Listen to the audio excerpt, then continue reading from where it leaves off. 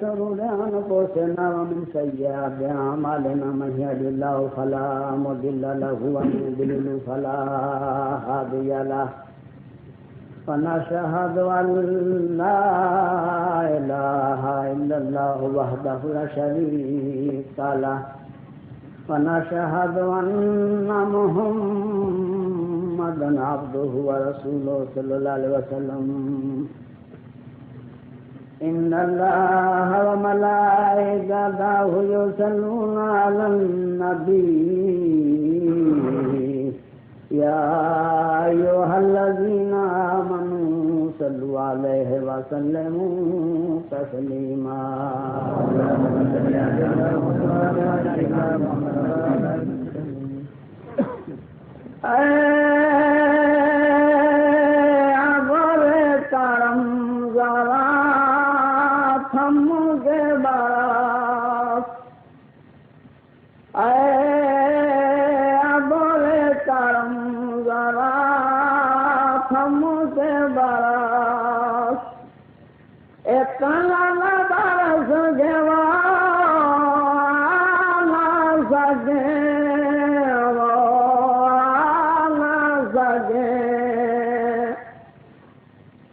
جب وہ آ جائیں دو جم کے برس جب وہ آ جائیں دو جم کے برس اتنا برس کے وہ جانا سکیں وہ جانا سکیں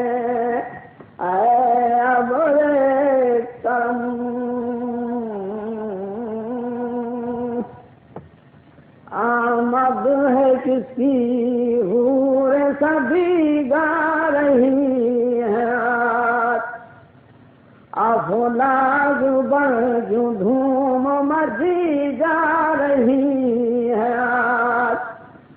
ہر لب سے مرحبا کی صدا آ رہی ہے تشریف جا نبی کی چلی آ رہی ہے رحمت قسم خدا کی لٹی جا رہی ہے پالو درود مومنو پھر کیا کمی ہے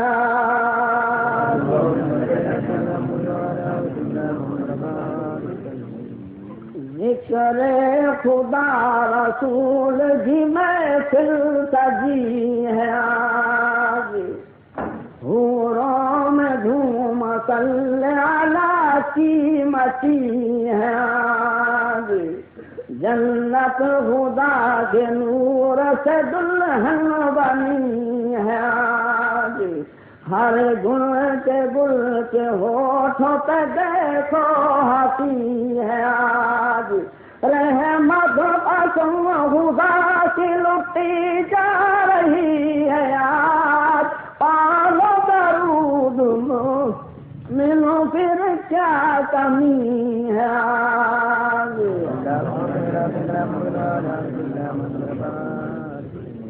بندے خدا کے اٹھو چلو محفل نبی کی ہے وقت کم اٹھو چلو محفل نبی کی ہے ذکر خدا شریک ہو محفل نبی کی ہے گوہر مراد سے بھرو محفل نبی کی ہے رحمت قسم خدا کی لٹی جا رہی ہے آج پالو درود مومنو پھر کیا کمی ہے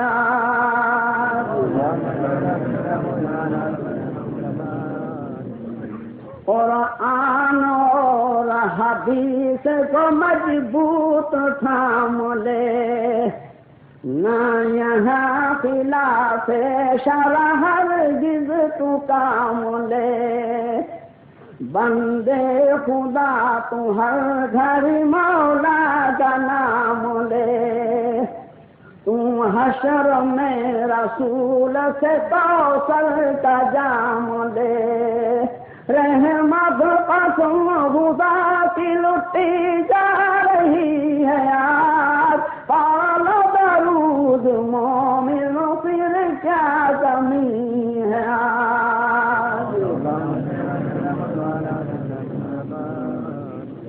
اس بزم میں شریک جو رکن خاص و عام ہے، اس کا سنو تم مومن جنت مقام ہے، پڑھتے رہو درود گر صبح و شام ہے، واللہ اس پہ آتش دوزخ حرام ہے، رحمت قسم خدا کی لٹی جا رہی ہے آج، پالو درود مومن پھر کیا کمی ہے آج۔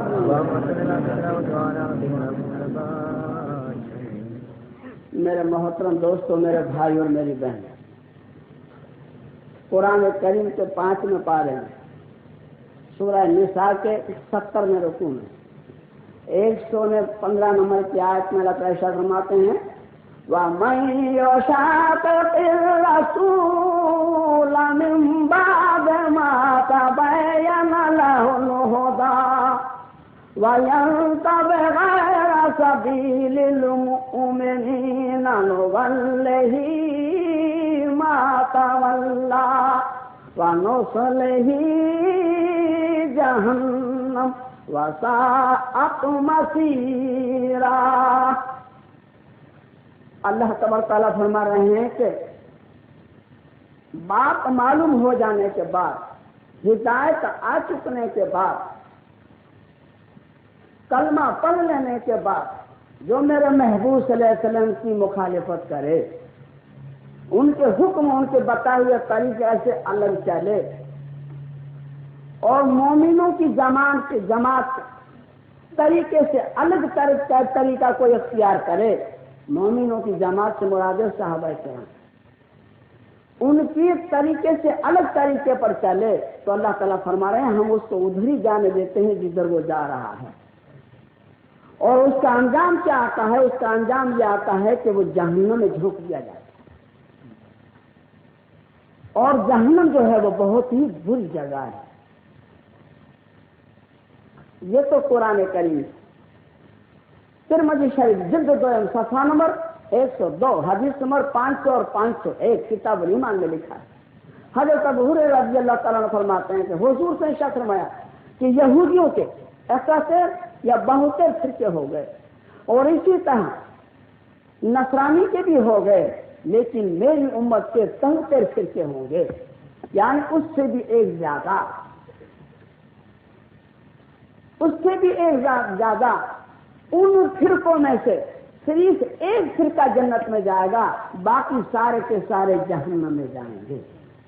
اب میرے محترم دوستو، یہاں پر سوال یہ ہے کہ اپنے آپ کو جہنمی کون کہے گا؟ وہ کتنا ہی رونگ ہو، کتنا ہی غلطی پر ہو، کتنا ہی الٹا ہو، اس کے پاس کوئی دلیل اور ثبوت نہ ہو، لیکن اپنے آپ کو جنتی سمجھ رہا ہے۔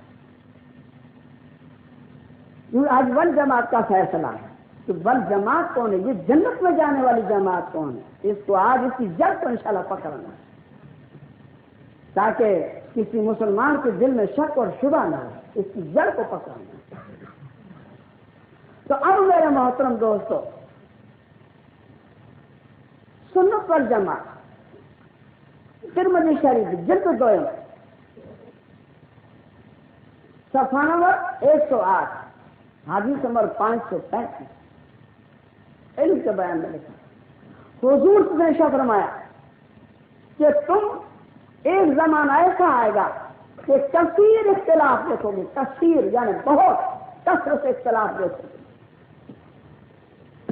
اور یاد رکھو ہر نئی چیز، ایجاد کی ہوئی چیز بدعت ہے، اور بدعت کے لیے ابن ماجہ شریف صفحہ نمبر 40 حدیث نمبر 51 امور بدعت کے بیان میں لکھا ہے کہ بدعتی کا نماز، روزہ، حج، زکات، صدقہ، خیرات، فطرہ کچھ بھی قبول نہیں ہوتا، اور اس کو اسلام میں سے ایسا نکال دیا جاتا ہے جیسے کہ آٹے میں سے بال نکال دیا جاتا ہے۔ تو حضور نے فرمایا کہ ہر نکالی ہوئی چیز نہیں، بدعت ہے، بدعت ہے، اور تم ہر بدعت سے بچو۔ اس وقت جب ایسا زمانہ آ جائے تو تم میری اور میرے صحابہ کراموں کی سنتوں کو مضبوط پکڑو۔ اے صحابہ، اے لوگوں، مضبوطی پکڑو تو کیسی؟ یعنی تم دانتوں سے پکڑ لو، دانتوں سے تمہارے دانت ٹوٹ جائے تو وہ ٹوٹ جائیں، مگر میری اور میرے صحابہ کرام کے طریقے چھوٹنے نہ پائے۔ یہ آپ نے تاکید آج سے 1400 سال سے پہلے فرمائی۔ فتح عالمگیر جلد پہلی صفحہ نمبر 121 مقدمہ میں لکھا ہے کہ سنت سے مراد تو حضور صلی اللہ علیہ وسلم کا طریقہ، اور والجماعت سے مراد صحابہ کرام کی جماعت ہے۔ وہاں سے جو بھی دلیل ملے، جس کا اشارہ بھی مل جائے، شوق سے کرنے لگو، اور جس کی دلیل نہ ملے، جس کا اشارہ بھی نہ ملے، صحابہ کراموں کی جماعت میں نہ ملے، اماموں کی جماعت میں نہ ملے، تابعین میں بھی نہ ملے، محدثینوں میں بھی نہ ملے، حضرت غوث پاک رحمۃ اللہ علیہ کی زندگی میں بھی نہ ملے، اس کام کو کر کے ہلاکت ہی نہیں تو پھر اور کیا ہوگا؟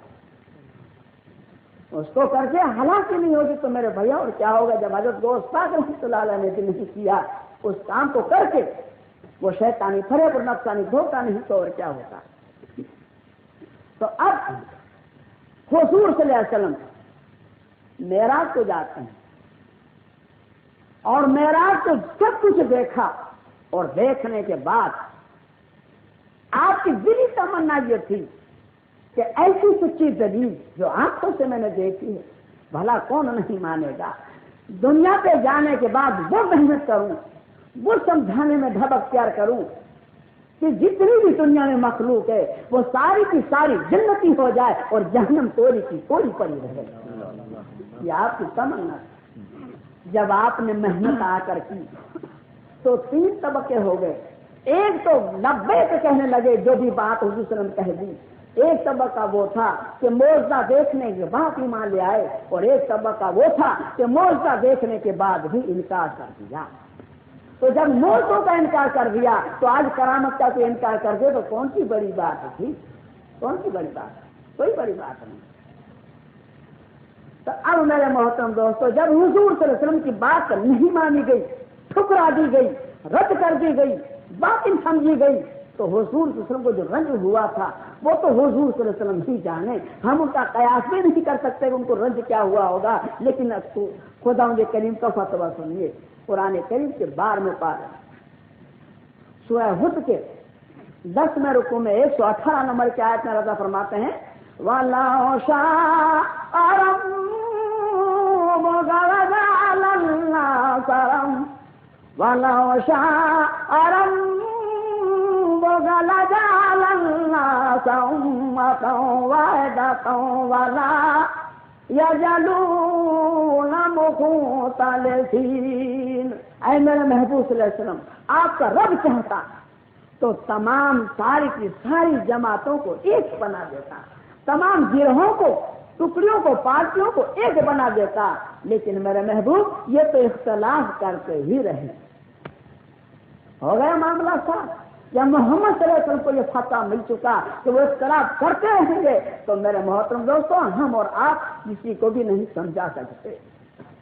سمجھ میں اسی کو آئے گا جس کی قسمت میں ہدایت ہوگی، اور ان تمام جھگڑوں کا فیصلہ، ان تمام اختلافوں کا فیصلہ نمبر دینے کے بعد بھی اگر تسلی نہ ہو تو اس کا فیصلہ حشر کے میدان میں ہوگا۔ قرآن کریم کے 70 میں پارے میں سورہ حج کے 9ویں رکوع میں 69 نمبر کی آیت میں ذرا فرماتے ہیں اللہ یحکم بینکم یوم القیامۃ فیما کنتم فیہ تختلفون۔ تم جن باتوں میں لڑ رہے ہو، جن باتوں میں اختلاف کر رہے ہو، جن باتوں میں بحث کر رہے ہو، ان کا عملی فیصلہ خداوند کریم قیامت کے دن کر دے گا، تو دنیا میں نہیں ہوگا۔ 100 نمبر دینے کے باوجود جب کسی کو تسلی نہ آئے میرے بھیا تو اس کا فیصلہ پھر دنیا میں نہیں ہوگا، اس کا فیصلہ حشر کے میدان میں ہوگا۔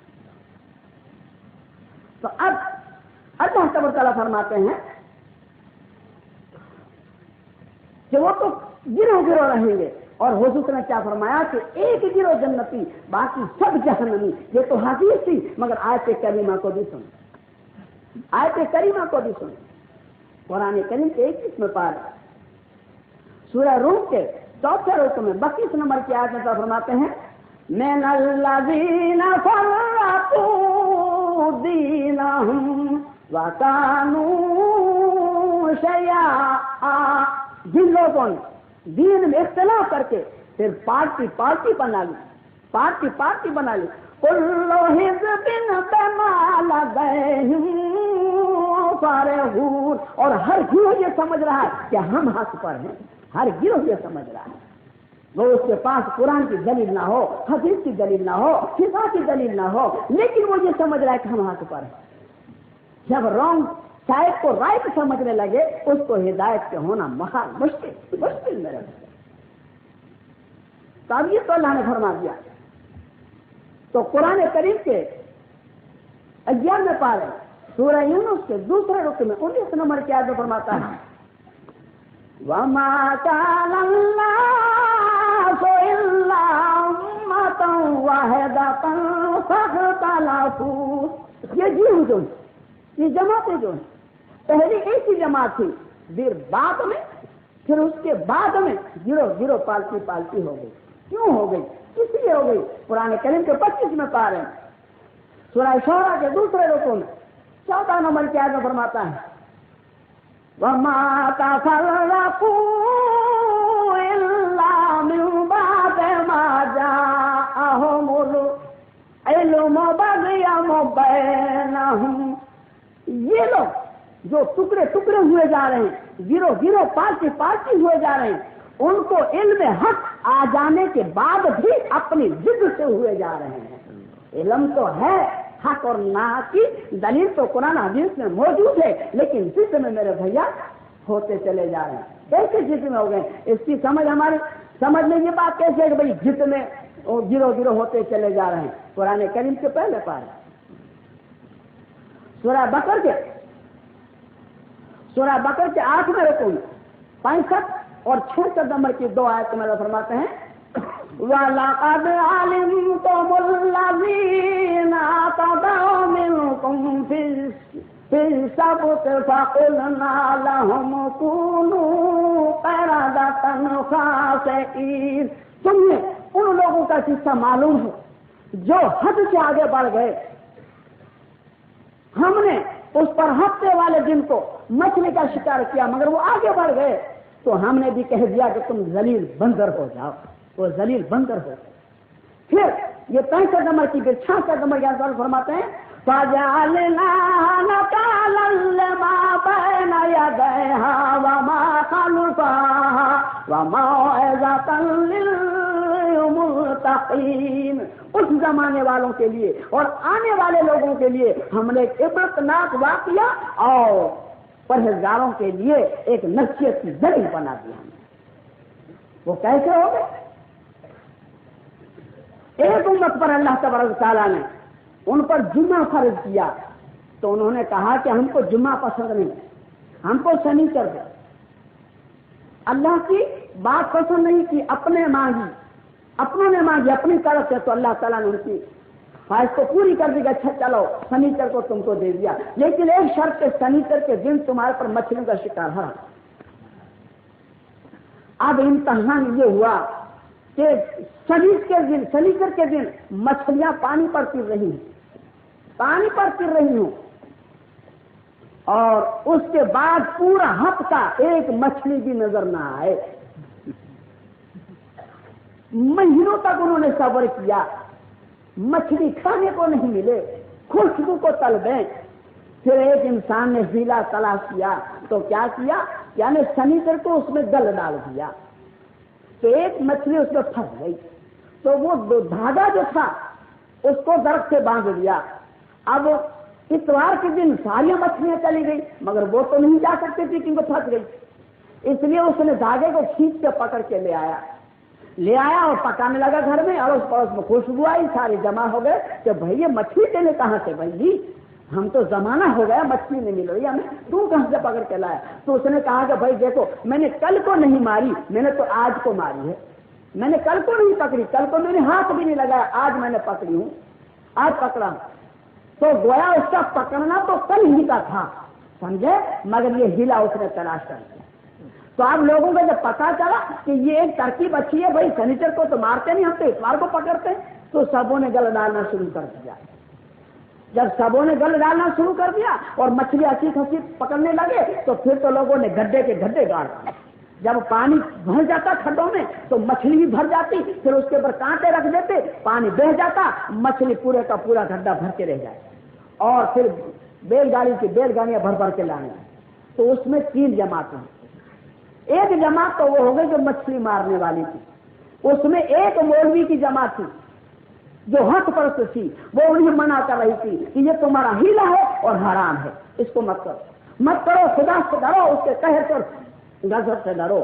تو وہ ان کا جواب یہی تھا کہ بھائی ہم کل شنیچر کو کہاں پکڑتے ہیں، ہم تو اتوار کو پکڑتے ہیں۔ اس میں ایک دوسری جماعت تھی، وہ دونوں کے بیچ میں تھی، وہ ان کو کہتے تھے عالموں کو کہ بھائی تمہاری بات کہہ چکے، اب نہیں مانتے تو جانے دو، تم کیوں مصیبت میں پڑے ہو، روز کی کل کھٹی کرے ہو، سمجھے۔ اور ان کو جا کر کہتے تھے کہ ارے بھائی تم تو شنیچر کو کہاں مارتے ہو بھائی، یہ تو تم اتوار کو پکڑتے ہو، یہ خواہ تمہارے دماغ چاٹ رہے ہیں، ہمیں یہ جائز ہے، یہ حلال نہیں، حرام نہیں ہے، یہ تمہارے لیے جائز ہے۔ اس میں ایک عالموں کا جو ایسے ہے۔ اب ایسے چلتے چلتے مہینوں تک چلتا رہا، جو حق پرست تھے انہوں نے ان دونوں کے بیچ میں سے اپنی دیوار کھینچی، رہن سہن الگ کر دیا، کیا معاذ اللہ تمہارے پر عذاب آئے گا، کہیں ایسا نہ ہو کہ ہم بھی اس میں پھنس جائیں۔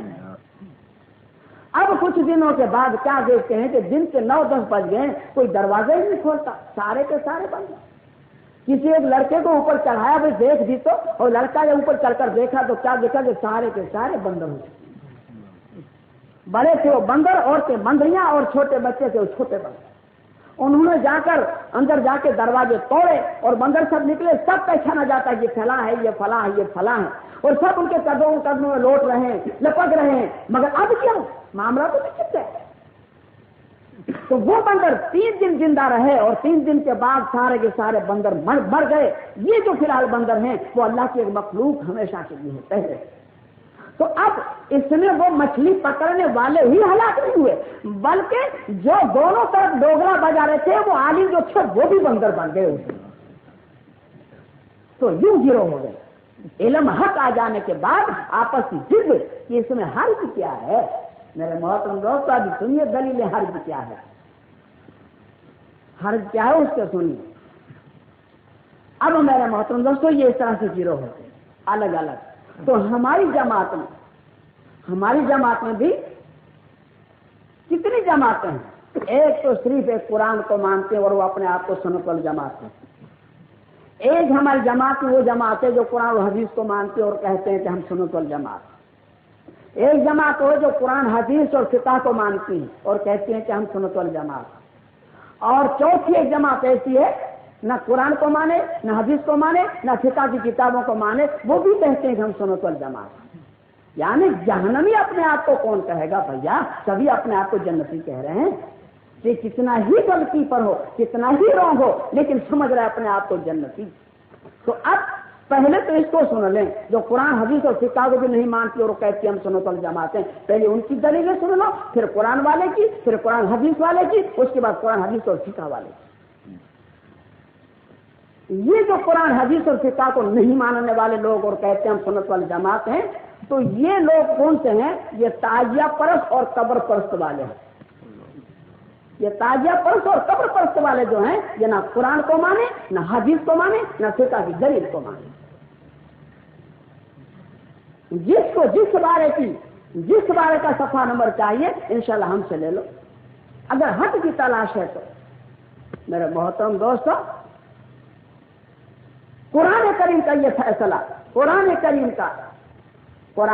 کے 15 پارے میں سورہ بنی اسرائیل کے 4 رکوع میں 26 اور 27 نمبر کی 2 آیت میں اللہ فرماتے ہیں وَآتِذَ الْقُرْبَى حَقَّهُ وَالْمِسْكِينَ وَابْنَ السَّبِيلِ وَلَا تُبَذِّرْ تَبْذِيرًا۔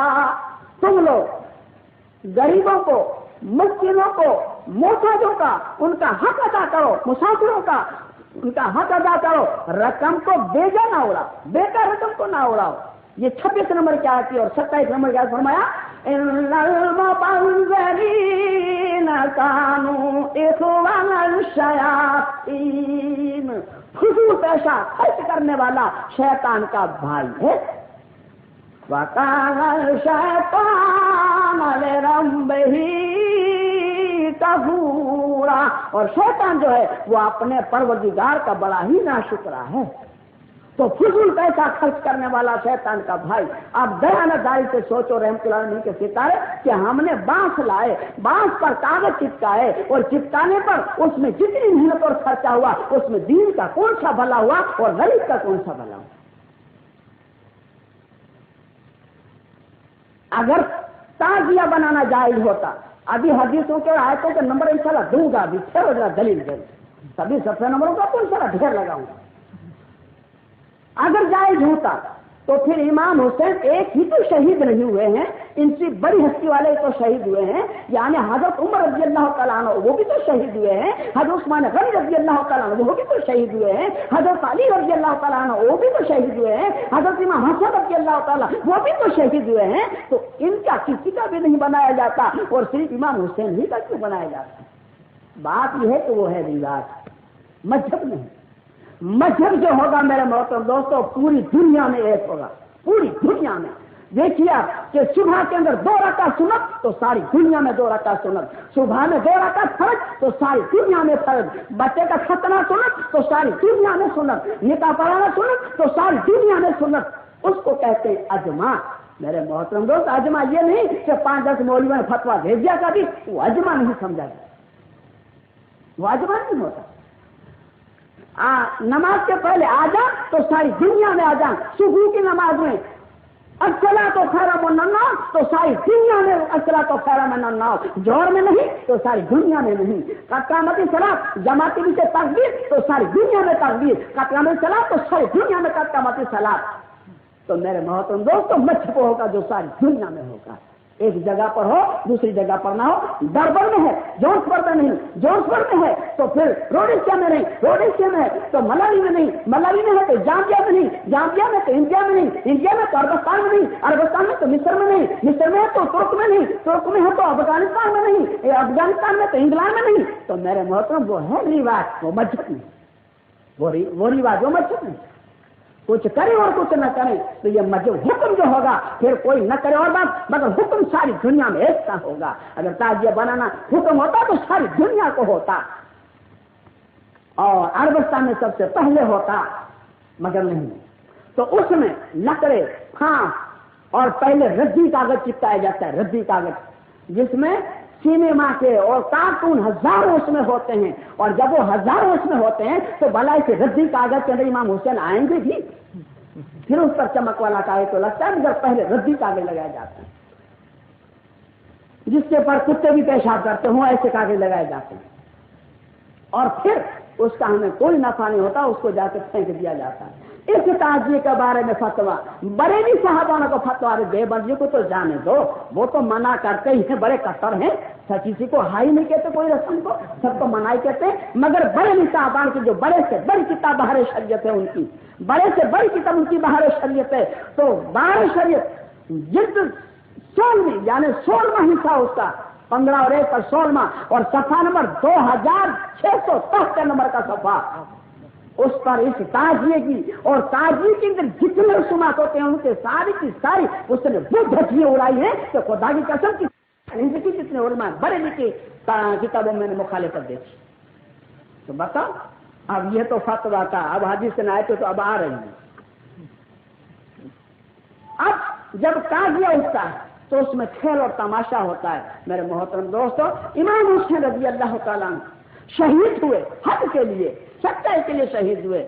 जब शहीद हुए तो शहीद हो जाने के बाद उन लोगों ने आपके तमाम सर, मासूम बच्चों के भी सर काटे, दूसरों के भी सर कलम किए और नेजों पर लगाया। नेजों पर लगाकर उनकी जो लाश मुबारक थी उन पर घोड़ों से रौंदा, और रौंदने के बाद सैयदानियां जो थी उनको हाथ बांध कर ऊँटों पर बिठाया और उनको नंगे सर, यानी जिसके सर के बाल कभी आसमान में भी नहीं देखे थे, हजरत ज़ैनब रज़ियल्लाहु ताला अन्हा, इमाम हसन की बहन, इमाम हुसैन की बहन, हजरत अली की साहबजादी, फातिमा साहबजादी, बच्ची छोटी थी, पुराने करीब पढ़ रही थी, मस्त हो गई थी, ओढ़नी सर चुकी थी, तो हुजूर वहां से निकलते हैं कि बच्ची पढ़ रही है, ओढ़नी सर चुकी है, तो अपने हाथ मुबारक से ओढ़नी उसको उड़ा देते हैं।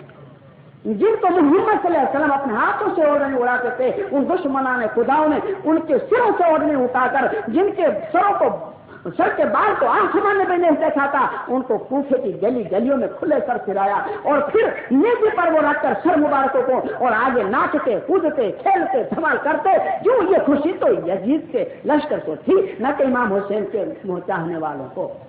ये तो फतह उनको मिली थी, इसलिए वो नाच गान और खुशी कर रहे थे। रहमतुल्लाह अलैह के सितारा लोग कहते हैं कि हजरत अली का अखाड़ा, मान लिया कि हजरत अली का अखाड़ा, लेकिन बाप का अखाड़ा बेटी की शहादत से कभी नहीं खेल सकता। बाप का अखाड़ा बेटी की शहादत पर चले कभी नहीं खेल सकता।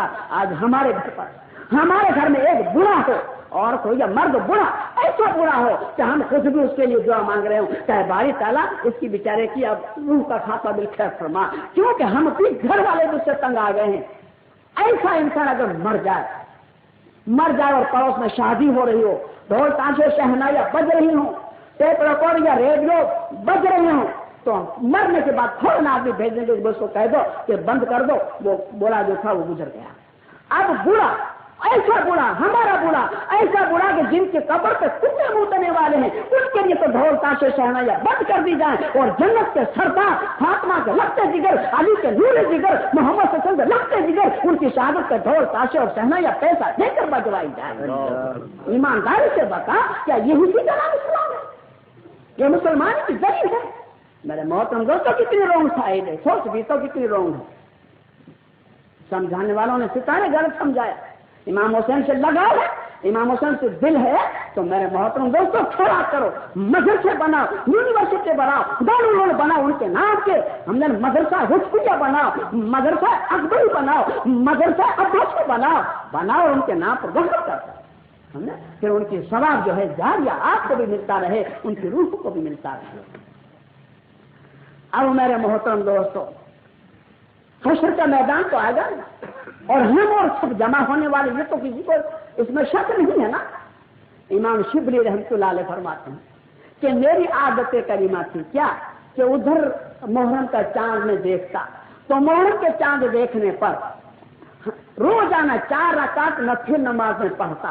कितनी? 4 रकात नफिल नमाज, और उस नमाज में एक अलहम्दो और एक रकात में 15 कुल्लो वाला, दूसरी रकात में दूसरी 15 कुल्लो वाला, तीसरी रकात में तीसरी 15 कुल्लो वाला, और चौथी रकात में चौथी मरतबा 15 कुल्लो वाला, तो कुल 7 कुल्लो वाला हुई। तो ये पढ़कर में इमाम हुसैन रज़ियल्लाहु ताला अन्हु रूह मुबारक को हर साल बख्श दिया करता था। कुछ साल के बाद मुझे ख्वाब आया, तो क्या ख्वाब आया? ख्वाब ये आया कि इमाम हुसैन रज़ियल्लाहु ताला की महफिल जमी हुई है और मैं वहां पर जा पहुंचा, तो मेरी जैसी निगाह पड़ी, मैंने कहा अस्सलाम वालेकुम अली मुकाम, जैसी निगाह पड़ी तो उन्होंने कहा वालेकुम सलाम, लेकिन अपनी निगाह जो थी मेरे से फिरा ली, यानी चेहरा मुबारक अपना फिरा लिया, तो मुझे बड़ बन मैंने कहा या अली मुकाम, इस गुलाम से, इस खादिम से कौन सी खता हुई, कौन सी खता हो गई जो आपने चेहरा मुबारक मुझसे कर लिया? तो इमाम हुसैन रज़ियल्लाहु ताला कहते हैं शिबली, तुम्हारी खता तो नहीं हुई, लेकिन तुम्हारा ऐसा मुझ पर इसका डर है कि जब तक हश्र के मैदान में से तुम्हारी नजात न करवा लूंगा, मैं आंख मिलाने के काबिल नहीं हूँ। बताओ मेरे भैया, नमाज तो पढ़नी नहीं, और हिचो ये कौन सा मजहब है भैया? कौन सा मजहब? उसमें गरी हमारे जमात में जो कच्ची साबन हो तो फिर बहुत ही मस्त, क्योंकि नमाज पढ़ना नहीं, रोजा रखना नहीं, 10 दिन कूटने पीटने से सब पहले जन्नत में चला जाए बेचारा। ये बड़ा आसान बच्चे ढूंढ लिया। तो हमारे कच्ची साबन थे, तो एक बीवी और एक मियाँ दोनों, खालिद और बीवी दोनों गए कूटने, तो खालिद कहता है तो ना मैं पर्चे कुटी जो ऐसा ही बोली हमारी जबान में, वह पर्चे कुटी जो या जाके तो नॉन वेज पड़ा हो, तब तो बाई कहती हाथ पर्चे कुटी नहीं, अब वो कूट रहे हैं, वो उधर में आगे कूट रहा है, इधर ये कूट रही है, तो उसकी निगाह नहीं पड़ गई कहाँ गया वो, औरत कहाँ गई। तो कूटते कूटते क्या कहता है, हथ विष करते वही, हथ विष करते वही, हथ विष करते वही, यहाँ खड़ी से कहाँ गई, यहाँ खड़ी से तो उसकी भी निगाह पड़ गई ऊपर। तो वो बीच में दिखाई करके अरे वच्च में सी कोटियां पटिया, वच्च में सी कोटियां, तो वो कह रहे हैं मैं बीच में से कूट रही हूँ, क्यों होता है तुम। मेरे मोहतरम दोस्तों, औरतें जब जमा हो और मर्द जमा हो और औरत और मर्द खलक मलक हो, वाला ये मजहब हो, वो तो कूटने के लिए ईमानदारी से फैसला करना, हम भी उसमें थे, उसमें हम भी थे, इसलिए इस प्लेटफॉर्म में होकर आए हैं। इसलिए कह रहे हैं मेरे भैया कि हम उस मजमे में किसी दूसरी की बहन को बीवी को झांकते हैं तो ईमानदारी से कहे कि हमारी बहन और बीवी या किसी को झांकता होगा या नहीं झांकता होगा, ईमानदारी से बता। हम भी किसी को झांकते हैं तो हमारी को कौन छोड़ेगा। तो मेरे मोहतरम वहां से औरतें आती हैं जो पूछती हैं हाय रे इमाम, हाय रे इमाम, वो इमाम को नहीं ढूंढते हो तो अपने इमाम को ढूंढते जो आया है कि नहीं आया है इमाम, हाय रे इमाम, तो अपने इमाम को ढूंढती है भैया, समझे। उसको उस इमाम से कोई ताल्लुक नहीं। अब मेरे मोहतरम दोस्तों, अब उसके ये फतवा देते हैं कि भाई ये जो वहाबी लोग जो हैं देवबंदी और तबलीग वाले, ये इमाम हुसैन ये शरबत के मुनकर है। मेरे भैया कोई मुनकर नहीं, मगर करने का तरीका हो ना, मुनकर कोई नहीं, मगर किसी को समझाने का ढंग याद हो, किसी को ना हो, इसलिए बेचारे वो कह दे, वो हमको करना पड़ जाए। अब ये लिखा है, हुजूर ने फरमाया कि जिसने माह मुहर्रम की 10 तारीख का रोजा रखा, 10 तारीख को रोजा रखा, तो उसको 10,000 हज का सवाब, 10,000 उम्रे का सवाब, 10,000 शहीदों का सवाब और 10,000 फरिश्तों की अमरी जिंदगी का सवाब। और जिससे उस रोजे को रखा और उस रोजे रखने वाले को किसी ने रोजा इफ्तार कराया, तो रोजा रखने वाले का सवाब कम नहीं होगा, बल्कि इफ्तार कराने वाले को वो सवाब मिलेगा कि मेरी रूए जमीन की पूरी उम्मत को दावत कर देना और एक रोजेदार को रोजा खुलवा देना, ये दोनों सवाब में बराबर होंगे। बता भैया, शरबत पिएंगे या रोजा रखेंगे? बता। हश्र के मैदान में, हश्र के मैदान में हुजूर से मिलेंगे, एक इंसान ये कहेगा या रसूल अल्लाह मेरी शफाअत करो, मैं इमाम हुसैन रज़ियल्लाहु अन्हु के नाम से बहुत बड़े बड़े ताजिए बनाता था।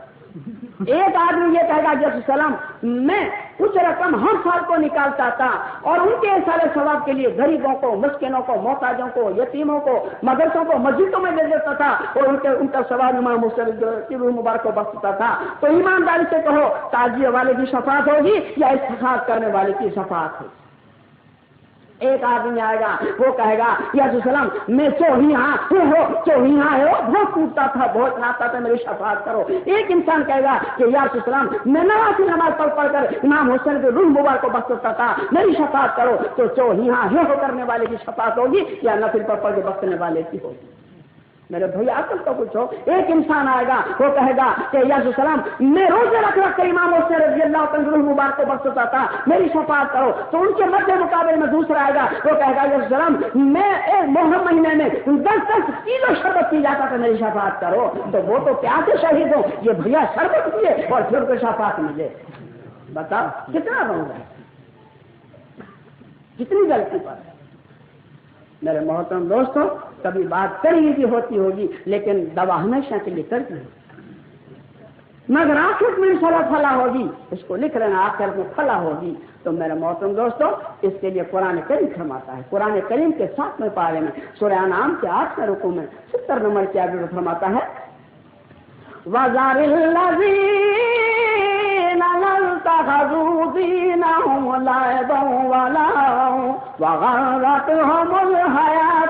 दुनिया, उन लोगों से तुम ताल्लुकात ही छोड़ दो जिन्होंने दीन को खेल और तमाशा बना रखा है और दुनियावी जिंदगी ने उनको धोखे में डाल दिया है, उनसे तुम ताल्लुकात ही छोड़ दो, अल्लाह ताला फरमा रहे हैं। तो मेरे मोहतरम दोस्तों, ये खेल नहीं तो और क्या। तो हर चीज कितनी ही बुराई हो, कब्रों पर सजदे करना है और लोग उसको जायज कर दें और सवाब, क्या ये रोग नहीं? मेरे मोहतरम दोस्त, खुदा के सिवा किसी को सजदा जायज नहीं है, सोचो तो है किसी को? مشکا شریف جلد دوئم صفحہ نمبر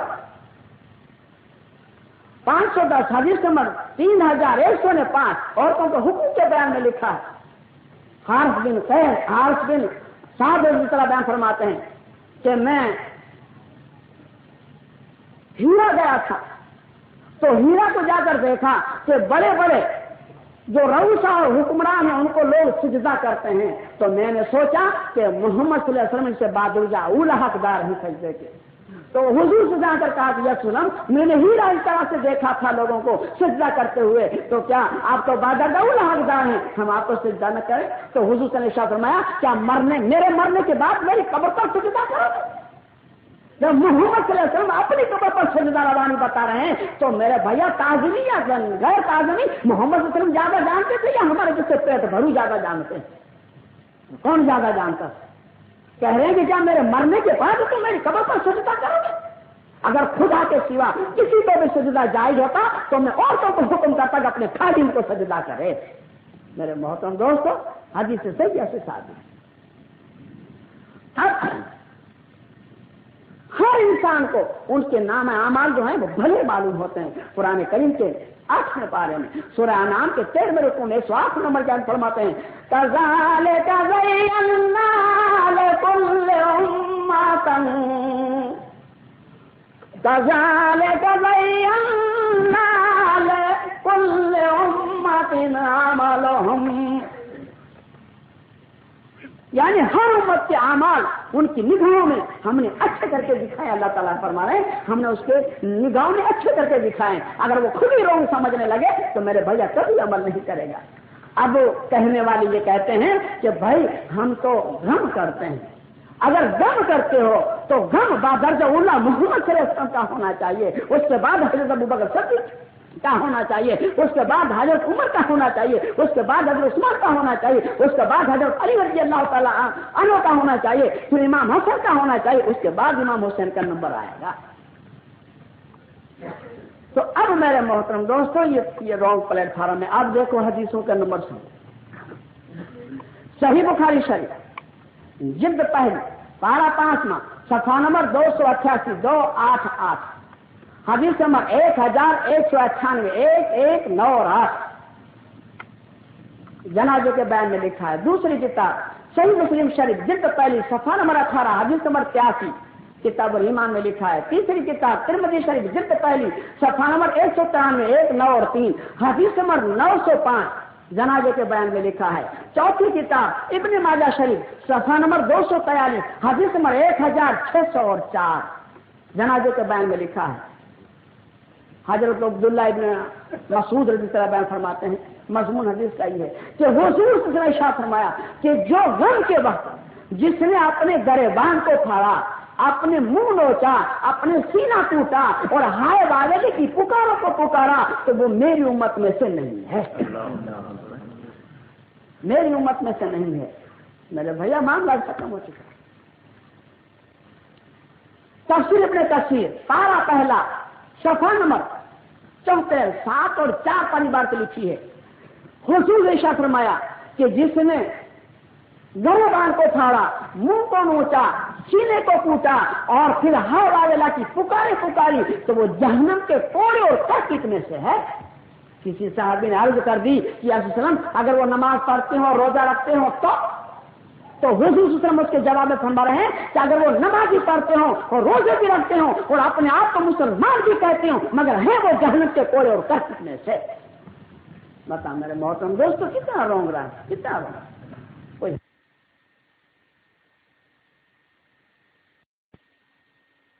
کوئی نہیں آ رہی ستاروں کے کہ وہ کیا کریں. ان اللہ ملائکۃ یصلون علی النبی یا ایھا الذین آمنوا صلوا علیہ وسلم تسلیما. تو اب میرے محترم دوستو یہ جماعت جو ہے نہ قرآن کو مانتی ہے، نہ حدیث کو مانتی ہے، نہ فقہ کی دلیل کو مانتی ہے، نہ دیوبند کو مانے نہ بریلی کو مانے، یہ کسی کو بھی نہیں مانتی. دوسری دلیل وہ ہے جو اپنے آپ کو اہل قرآن کہتے ہیں اور حدیثوں کو نہیں مانتے. میرے محترم دوستو جب تک حدیث کو نہیں مانیں گے اس وقت تک قرآن کریم کو سمجھ ہی نہیں سکیں گے. قرآن کریم کا فتویٰ ہے وہ آ کے مسئلہ نماز پڑھو، کیسے نماز پڑھیں گے بتاؤ. اب وہ جماعت جو قرآن اور حدیث کو مانتی ہے، جو اپنے آپ کو اہل حدیث کہتے ہیں، یہ جماعت حق پر ہے۔ لیکن ان صحابوں کا ہمارے پر جو اعتراض ہے کہ یہ تقلید جو ہے، فقہ جو ہے، فقہ نہیں بلکہ فتنہ ہے، مگر اس فقہ کو فتنہ نہیں بلکہ فقہ کے اصول پر انہیں بھی تسلیم کرنا پڑے گا، اور نہیں کریں گے تو قرآن اور حدیث سے بھی مسئلہ حل نہیں ہو سکے گا، جس کا انشاءاللہ بھی ایسے جواب ملیں گے جس کے بعد جواب نہیں ہوگا۔ فقہ کو بھی ماننا پڑے گا، اور اگر فقہ کو نہیں مانیں گے تو فرض، واجب، مستحب، محتسن، سنت موقدہ، غیر موقدہ، اس کی ترتیب کہاں سے لاؤ گے؟ بتاؤ، ترتیب کہاں سے لاؤ گے؟ ترتیب تو فقہ ہی بتلاتی ہے، اس کی ترتیب تو فقہ بتلاتی ہے۔ کوئی حدیث میں فرض، واجب، سنت موقدہ، غیر موقدہ، مستحب، محتسن، مباح تو صحیح تشریح آپ کو حدیث میں نہیں ملے گی، تو یہ جو ملے گی تو فقہ ہی ملے گی۔ اب یہ کیسے لوگ ہم کو کہہ سکتے ہیں میرے بھیا، جب اس کے لیے حدیث سے دلیل کرتے ہوں کہ جو بات قرآن میں نہ ہو اور حدیث میں نہ ہو، اور اپنی زندگی میں اس کا درپیش مسئلہ آ جائے کہ بھائی بغیر کی چھٹتا نہیں، تو اب کیا کرنا تو پڑے گا، مگر اب کیا کریں، کس طرح سے کریں، جس کی انشاءاللہ دلیلیں بھی آ رہی ہیں، تو اس کو کہتے ہیں قیاس، اجتہاد کہتے ہیں۔ اور اجتہاد جو ہے حدیثوں سے منع نہیں، جب مدی حدیثوں سے منع نہیں تو بھیا وہ کیسے فقہ کو رونگ کہیں؟ اب دیکھیے کیسے منع نہیں۔ ابو داؤد شریف جلد 30 پارہ 23 صفحہ نمبر 94 9 اور 4 حدیث نمبر 196 باب نمبر 71 7 اور 1۔ دوسری کتاب ترمذی شریف جلد پہلی صفحہ نمبر 266 266 اور حدیث نمبر 1227 باب الاحکام کے بیان میں لکھا ہے، حضرت معاذ بن جبل رضی اللہ تعالیٰ عنہ یمن کے گورنر بنا کر بھیجے جا رہے ہیں، تو حضور صلی اللہ علیہ وسلم ان کو جب چھوڑنے کو جاتے ہیں، جب وہ جا رہے تھے چھوڑنے کو جاتے ہیں، تو ان کو پکڑ کر کہتے ہیں معاذ یہ تو بتاؤ تم فیصلہ کیسے کرو گے؟ وہاں تمہیں گورنر بنا کر تو بھیجے جا رہے ہیں، مگر آپ فیصلہ کیسے کرو گے؟ تو حضرت معاذ رضی اللہ تعالیٰ عنہ نے کہا کہ یا رسول اللہ صلی اللہ علیہ وسلم میں قرآن کے کریم میں دیکھ کر فیصلہ کروں۔ تو حضور صلی اللہ علیہ وسلم فرمایا اگر قرآن کریم میں نہ پاؤ گے تو فرمایا کہ یا رسول اللہ صلی اللہ علیہ وسلم میں آپ کی زندگی میں یعنی حدیثوں میں دیکھ کر بیان کروں گا۔ تو کہا کہ اگر حدیث میں بھی نہ پاؤ گے تو پھر کیا کرو گے؟ تو کہا کہ سر پھر اجتہاد کروں گا، قیاس کروں گا، سوچوں گا کہ کیا فیصلہ دوں۔ تو حضور صلی اللہ علیہ وسلم نے ان کے سینے مبارک پر ہاتھ پھرایا، اور ہاتھ پھرانے کے بعد کہا کہ خدا کا شکر ہے کہ اللہ تعالیٰ نے محمد صلی اللہ علیہ وسلم کاشف کو یہ انعام عطا فرمایا ہے، اتنی سمجھ عطا فرمائی ہے، تو اس کو کہتے ہیں اجتہاد۔ جب قرآن اور حدیث میں ایک معاملہ نہیں تو پھر اس کے لیے کیا کرنا؟ تو میرے محترم دوستوں، یہ اب قرآن و حدیث میں تعزیہ بھی نہیں تو یہ جائز نہیں ہوگا، کیونکہ اس کی ضرورت نہیں۔ ضرورت کس مسئلے کی ہے اس کو بھی ابھی ہم بیان کریں گے، اس کو بھی ابھی ہم بیان کریں گے کہ ضرورت کس کو کہتے ہیں، اور جس چیز کی ضرورت ہو بغیر اس کی چارہ نہیں جس کا فیصلہ ہونا چاہیے تو اس کا حکم ہو، اور قرآن و حدیث کے اندر ہی حکم ہو، اس کو کہتے ہیں اجتہاد۔ قرآن سے نہ ہٹے، حدیث سے نہ ہٹے، فتویٰ اس کے درمیان ہو، اس کو کہتے ہیں اجتہاد۔ اب صحیح بخاری شریف جلد 30 پارہ 30 صفحہ نمبر 529 حدیث نمبر ان اللہ ملائکتہ یصلون علی النبی یا ایھا الذین آمنوا صلوا علیہ وسلموا تسلیما، حدیث نمبر 2207۔ اور دوسری کتاب ترمذی شریف جلد پہلی صفحہ نمبر 266 حدیث نمبر 1226 باب الاحکام کے بیان میں لکھا ہے، حضرت ابو ہریرہ رضی اللہ عنہ فرما رہے ہیں کہ کوئی مسئلہ ایسا درپیش آ جائے تو قرآن و حدیث میں نہ ہو، اور حضور نے فرمایا کہ اس نے اجتہاد کیا، سوچا کہ کس طرح فیصلہ دیا جائے، تو سوچنے کے بعد اگر وہ رائٹ پر اس کا فتویٰ پڑ گیا تو اس کو دونا ثواب ملے گا، اور اگر غلطی پر فتویٰ پڑا تب بھی ایک گنا تو اس کو ثواب ضرور ملے گا، کیونکہ اس کی محنت ہے، محنت ہے۔ تو عمل کرنے کے قابل جو ہوتے ہیں وہ 3 چیزیں ہیں، کون سی؟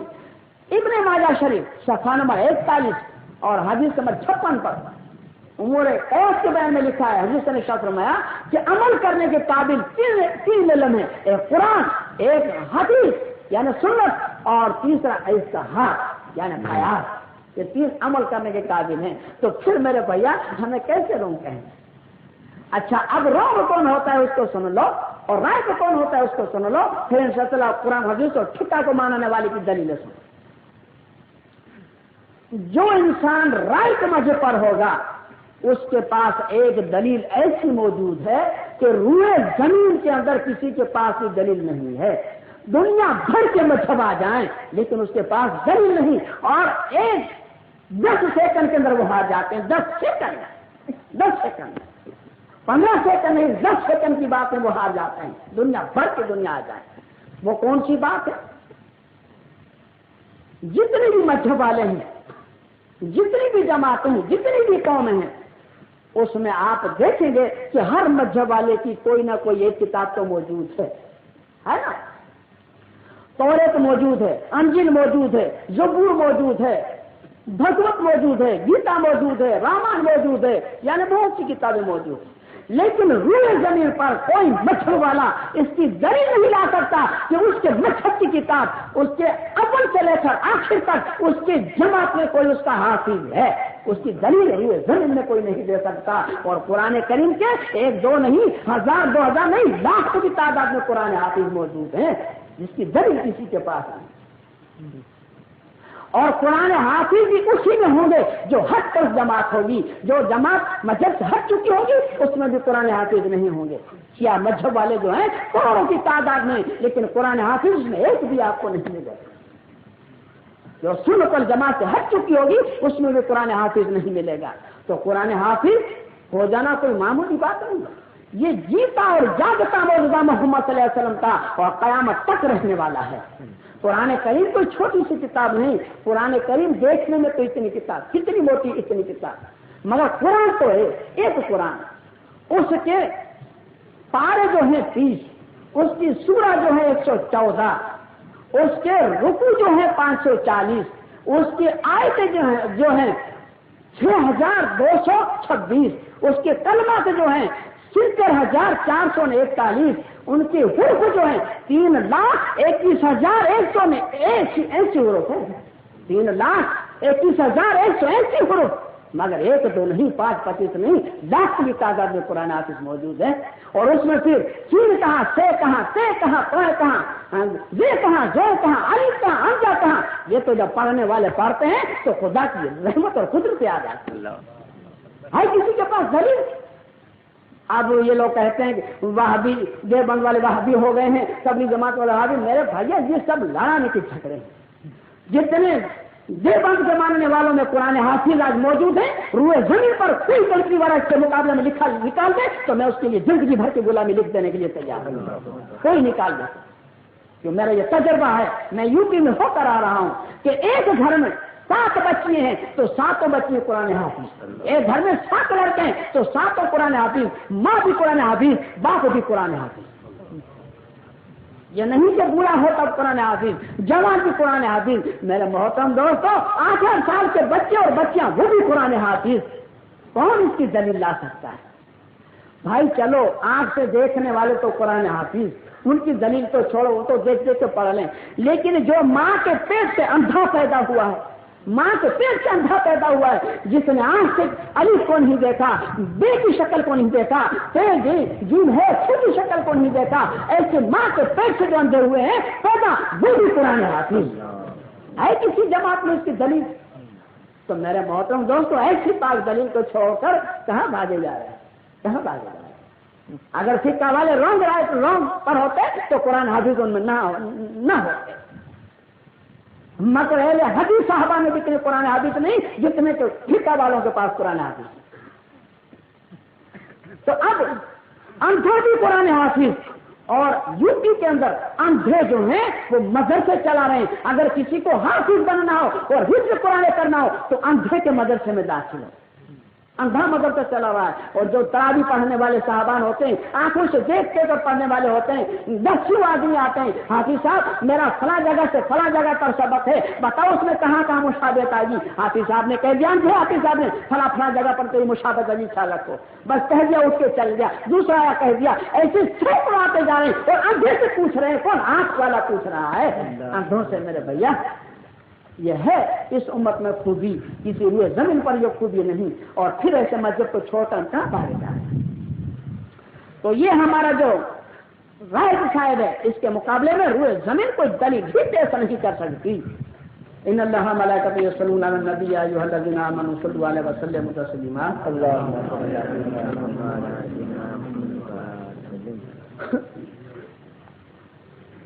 اب میرے محترم دوستو, اب اس بحث پر آؤ تو قرآن حدیث اور فقہ ماننے والے کی جماعتیں کیسی پھوٹی, یہ کہاں سے پیدا ہوئی, یہ کہاں سے ابتدا ہوئی اس کی. زوفی نام کا ایک آدمی فارس سے مسلمان ہوا اور فارس سے مسلمان ہو کر عرب میں آیا, اپنے کنبے کو چھوڑ کر عرب میں آیا. تو زوفی کا مطلب ہے جات کا. تو جب وہ کوفے میں آئے تو ان کا نام بدل کر, زوفی سے نام بدل کر نعمان رکھا گیا. اور نعمان کا لڑکا ہوا ایک لڑکا, تو اس لڑکے کو حضرت علی رضی اللہ تعالی عنہ کے پاس یہ نعمان لے گئے. تو حضرت علی نے ان پر ہاتھ پھرایا اور دعا دی. تو اس لڑکے کا نام رکھا ثابت. جب ثابت نام رکھا اور اس ثابت جب جوان ہوئے اور ثابت کا جو لڑکا ہوا اس کا نام رکھا نعمان. یہ وہ نعمان ہے جس کو امام اعظم اور ابو حنیفہ کے لقب سے پکارتے ہیں. حنیف یوں کہا گیا کہ خدا کے حکم کے مقابلے میں کسی کی بھی رعایت نہیں برتتے تھے, اس لیے اس کو حنیف کہا گیا. جیسے کہ ابراہیم علیہ السلام کو بھی حنیف کہا گیا, یعنی ایک خدا کو ماننے والا, اللہ کے قانون میں کسی کے اوپر رعایت نہیں رکھنے والا, اس لیے حنیف کہا گیا. تو فقہ کے اندر 4 جماعتیں ہیں, حنفی, مالکی, شافعی اور حنبلی, یہ 4 جماعتیں ہیں. اب اس کی ہسٹری سنو. امام ابو حنیفہ رحمۃ اللہ علیہ 80 ہجری میں پیدا ہوئے اور 80 ہجری میں پیدا ہوئے اور 150 ہجری میں آپ کی وفات ہوئی. آپ کی 70 سال کی عمر مبارک. امام مالک رحمۃ اللہ علیہ 95 سال کی ہجری میں پیدا ہوئے, 9 اور 5 میں, اور وفات ان کی جو ہے وہ 199 ہجری میں ہے. تو ان کی عمر مبارک 104 سال کی. اور امام شافعی رحمۃ اللہ علیہ وہ 150 ہجری میں پیدا ہوئے اور 204 ہجری میں وفات ہوئے. ان کی 54 سال کی عمر مبارک ہے, 5 اور 4. اور امام حنبل رحمۃ اللہ علیہ 164 ہجری میں پیدا ہوئے اور 241 ہجری میں وفات ہوئے. ان کی عمر مبارک 77 سال مبارک کی ہے, 7 اور 7. یہ ہیں 4 امام جو دنیا کے کونے کونے میں اس کا مسئلہ چل رہا ہے,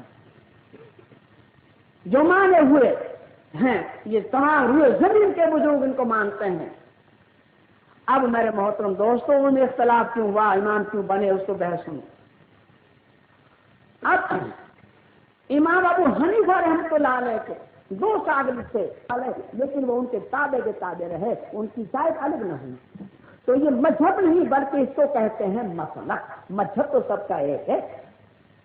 جو ہم جو اس بات میں مسئلہ کو مذہب کہہ کر اور لوگوں نے پوچھے نا اتفاقی اور بڑھ گئی, یہ اصل میں ہے مسلک, یعنی فتوا ان کا.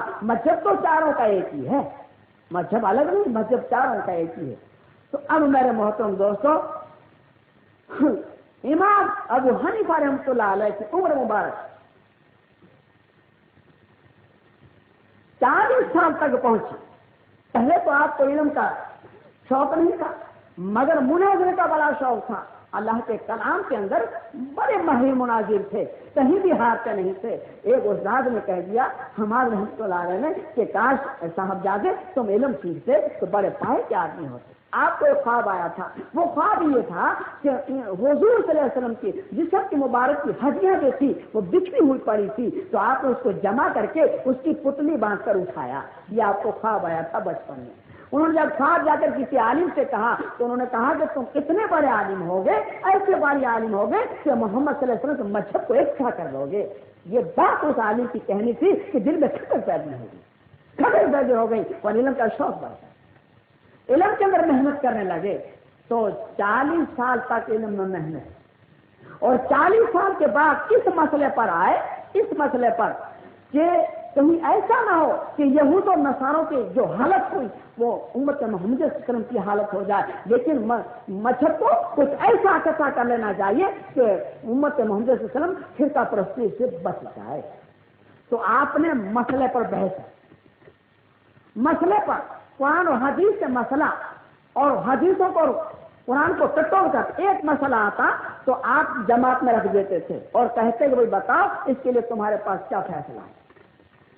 پھر وہ ساری جماعت جتنے سادری تھے ان کی طرف سے فیصلہ لے کر پھر خاص ایک میٹنگ ہوتی تھی جو اس میں خاص خاص طلباء جمع ہوتے تھے، اس سے پوچھا جاتا، ان میں مہینہ 15 دن تک بحث رہتی تھی، پھر وہ مسئلہ جب طے ہوتا قرآن و حدیث سے تو اس کو لکھ دیا جاتا تھا۔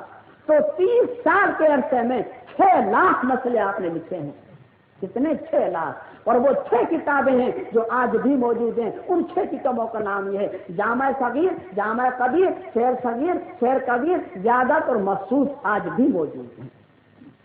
انہوں نے 6 کتابیں ترتیب کی، تو امام مالک رحمۃ اللہ علیہ ایک کتاب لکھی جن کا نام ہے موطا، تو امام شافعی رحمۃ اللہ ایک کتاب لکھی جن کا نام ہے ام تحریر، امام حنبل رحمۃ اللہ ایک کتاب لکھی جن کا نام ہے مسند احمد۔ تو اب میرے محترم دوستو یہ کتابیں آج بھی موجود ہیں، اور ان 6 کتابوں کے اوپر سے ہمارے علماء کرام نے ہزاروں کتابیں لکھا ہے، ہزاروں کتابیں لکھا ہے۔ اب مسئلہ کیسا، مسئلہ کس طرح سے پھنستا تھا، فقہ کس کو کہتے ہیں، اجتہاد کس کو کہتے ہیں، قیاس کس کو کہتے ہیں، آج کی طرح اس کی دلیل سمجھتا ہوں۔ ایک عورت اور ایک مرد تھا، دونوں کے اندر کچھ بناؤ نہیں تھا، تو عورت روٹ کر بیٹھی ہوئی تھی، روٹ کر بیٹھی ہوئی تھی، خالد سے بول نہیں رہی تھی، برابر ٹھیک ٹھاک۔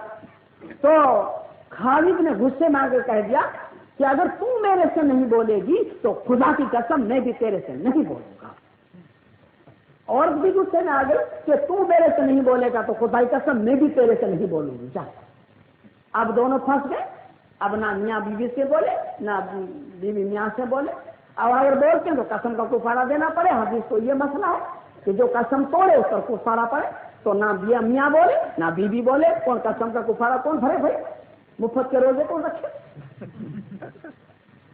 اب وہ جس عالم سے بھی پوچھتا کہ بھائی آپ اس طرح سے معاملہ ہے کیا کریں، تو وہ کہتے تھے کہ بھیا قسم کا کفارہ دو یا تو پھر روزے رکھو، جو قسم کا حکم ہے اس کو کرنا پڑے گا۔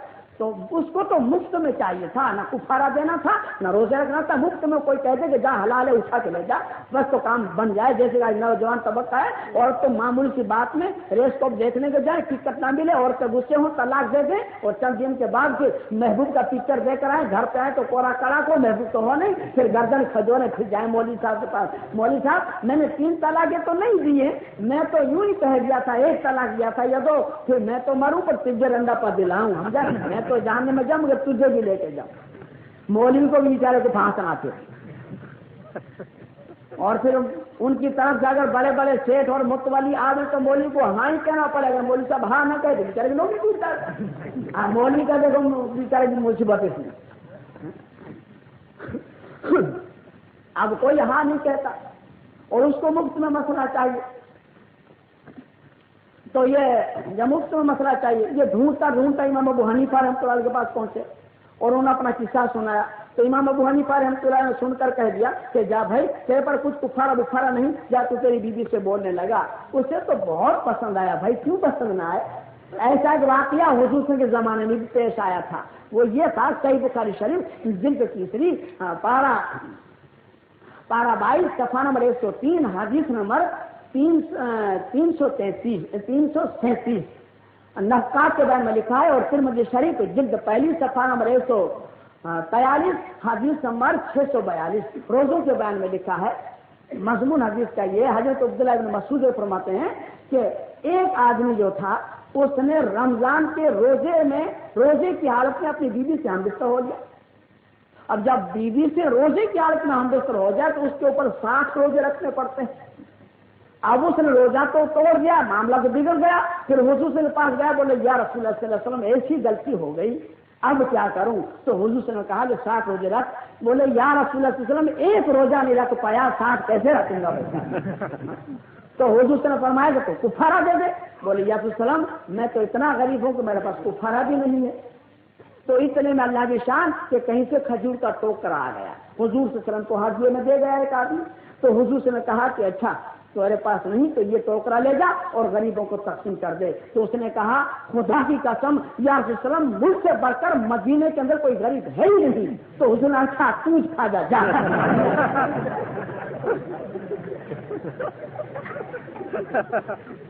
तो खजूर का टोकरा भी खा गया और गुनाह भी माफ करा के चला।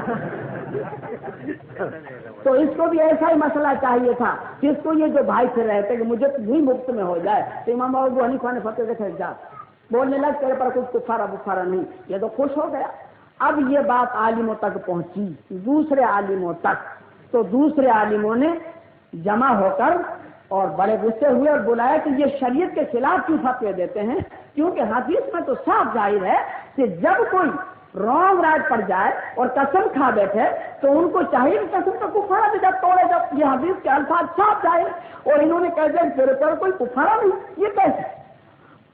तमाम जमा होकर इमाम अबू हनीफा रहमतुल्लाह अलैह को बुलाया, बुलाकर और पूछा कि आपने ऐसा फतवा क्यों देते? तो इमाम अबू हनीफा रहमतुल्लाह ने कहा कि भाई अच्छा उसको बुलाओ जिसको मैंने फतवा दिया। जब उसको बुलाया तो कहा कि भाई तेरा ख्वाब और तेरा जो मामला था बयान कर। तो उसने कहा कि मेरी बीवी मुझसे रूठ कर बैठी थी, तो मैंने कह दिया कि तू अगर मुझसे नहीं बोलेगी तो खुदा की कसम मैं भी तुझसे नहीं बोलूंगा। बोले फिर क्या हुआ? तो बोले बीवी ने भी कसम खा बैठी कि तू मुझसे नहीं बोलेगा तो मैं भी खुदा की कसम तेरे से नहीं बोलूंगी।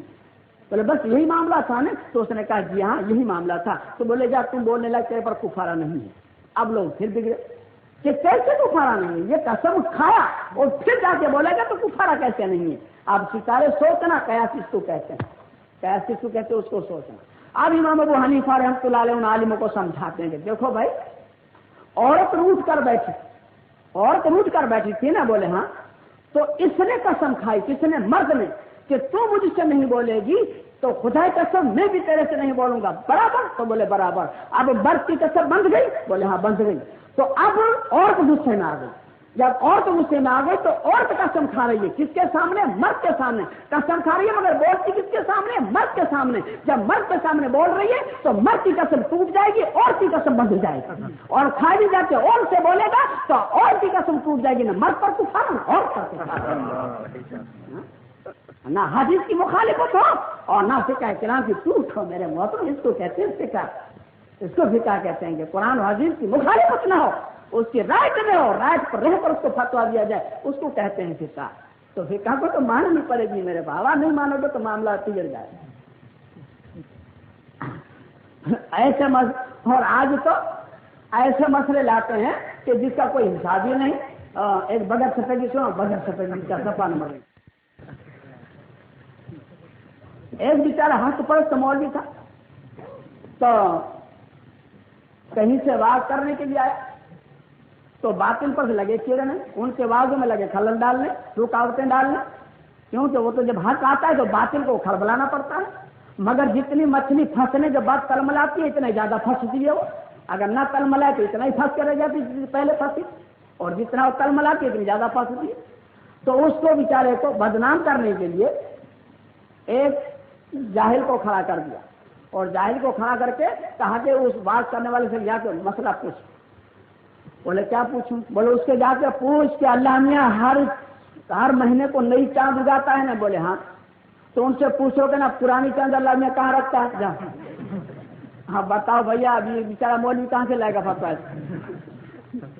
वो जाहिल को डंडा लेके गया, बोले मौलवी साहब एक मसला पूछना है। बोले भाई पूछो। तो बोले ये बताओ हर महीने को नई चांद निकलती है? बोले हाँ। तो बोले फिर अल्लाह ने पुरानी चांद कहाँ रखता है? हाँ मौलवी साहब चक्कर में आज ये कहाँ से लाए मसला बेचारा। उसने कह दिया कि अच्छा भैया आज तो मुझे याद नहीं, کل بتاؤں گا، کل آ جانا۔ اس نے سوچا کہ کوئی اللہ ہے کچھ سوجھ جائے بات تو اس کو سمجھانے کے لیے کل پہ ٹال دیا۔ اب وہ تو کل ڈنڈا لے کر آیا، مولوی صاحب کے گھر کے دروازے پر بیٹھا ہے۔ اس نے مولوی صاحب نے جو گھر سے باہر دیکھا تو بیٹھا تھا ڈنڈا لے کر، اے اللہ تو اس مصیبت سے بچا، سمجھے؟ تو قرآن نے بھی کہہ دیا کہ جاہل سے سلام کر کے ہٹ جا تو پھر بندے کا کیا معاملہ۔ تو اب اس کا کوئی دوست نکلا، وہ کہتے ہیں کہ جیسے کو تیسا اور بامن کو نائی اور چلنے کے کھیت میں گدھا وائی، تو جیسے کو تیسا ملے تب معاملہ حل ہو، سمجھے؟ ڈنڈے سے ڈنڈا لڑے اور جاہل سے جاہل لڑے۔ تو میرے محترم اس کا دوست نے بولا بھائی یہاں کیوں بیٹھا ہے؟ بولے ایک مسئلہ پوچھنا ہے۔ بولے تیرے اور مسئلے کو کیا تو نماز بھی نہ پڑھے روزہ بھی نہ رکھے، تجھے مسئلے کیا پڑی تھی؟ بولے نہیں یار مسئلہ پوچھنا ہے۔ بولے چل چل چل، بولے نہیں یار تو چھوڑ، میرے سر پول مت کر، مجھے مسئلہ پوچھنا ہے۔ بولے ابے تیرے مسئلے کا تو میں جواب دے دوں گا۔ ابے بولے دیا اتنا بڑا عالم آیا ہے وہ بھی پھنس گیا، تو کیا جواب دیتا تھا؟ بولے اچھا اگر میں جواب دے دوں تو کوئی شرط لگتی ہے؟ بولے ہاں لگتی ہے۔ بولے کیا؟ بولے اگر تو جواب دے دے تو میں تجھے ناشتہ کراؤں، اور اگر تو نہ دے پائے تو مجھے ناشتہ کرائے گا؟ بولے قبول۔ تو اس نے کہا قبول، چلو دونوں جا کے ہوٹل میں کوئی ریسٹورینٹ تو اس میں بیٹھے۔ بولے اچھا پوچھ چل تیرا مسئلہ کیا ہے؟ تو اس نے کہا کہ دیکھ ہر مہینے کو اللہ نے نئی چاند اگاتا ہے نا؟ بولے ہاں۔ تو پھر پرانی چاند اللہ نے کہاں ڈالتا ہے؟ بولے بس یہی تیرا مسئلہ تھا؟ بولے ہاں یہی مسئلہ۔ تو بولے اچھا دیکھ جو پرانی چاند ہوتی ہے وہ کتنی پتلی ہوتی ہے معلوم ہے تیرے؟ بولے ہاں۔ کتنی پتلی ہوتی ہے؟ بولے بہت پتلی ہوتی ہے۔ بہت پتلی ہوتی ہے نا؟ بولے ہاں۔ تو بولے وہ جب پتلی ہو جاتی ہے تو اس کے ٹکڑے بنا بنا کر اللہ نے ستارے بناتا ہے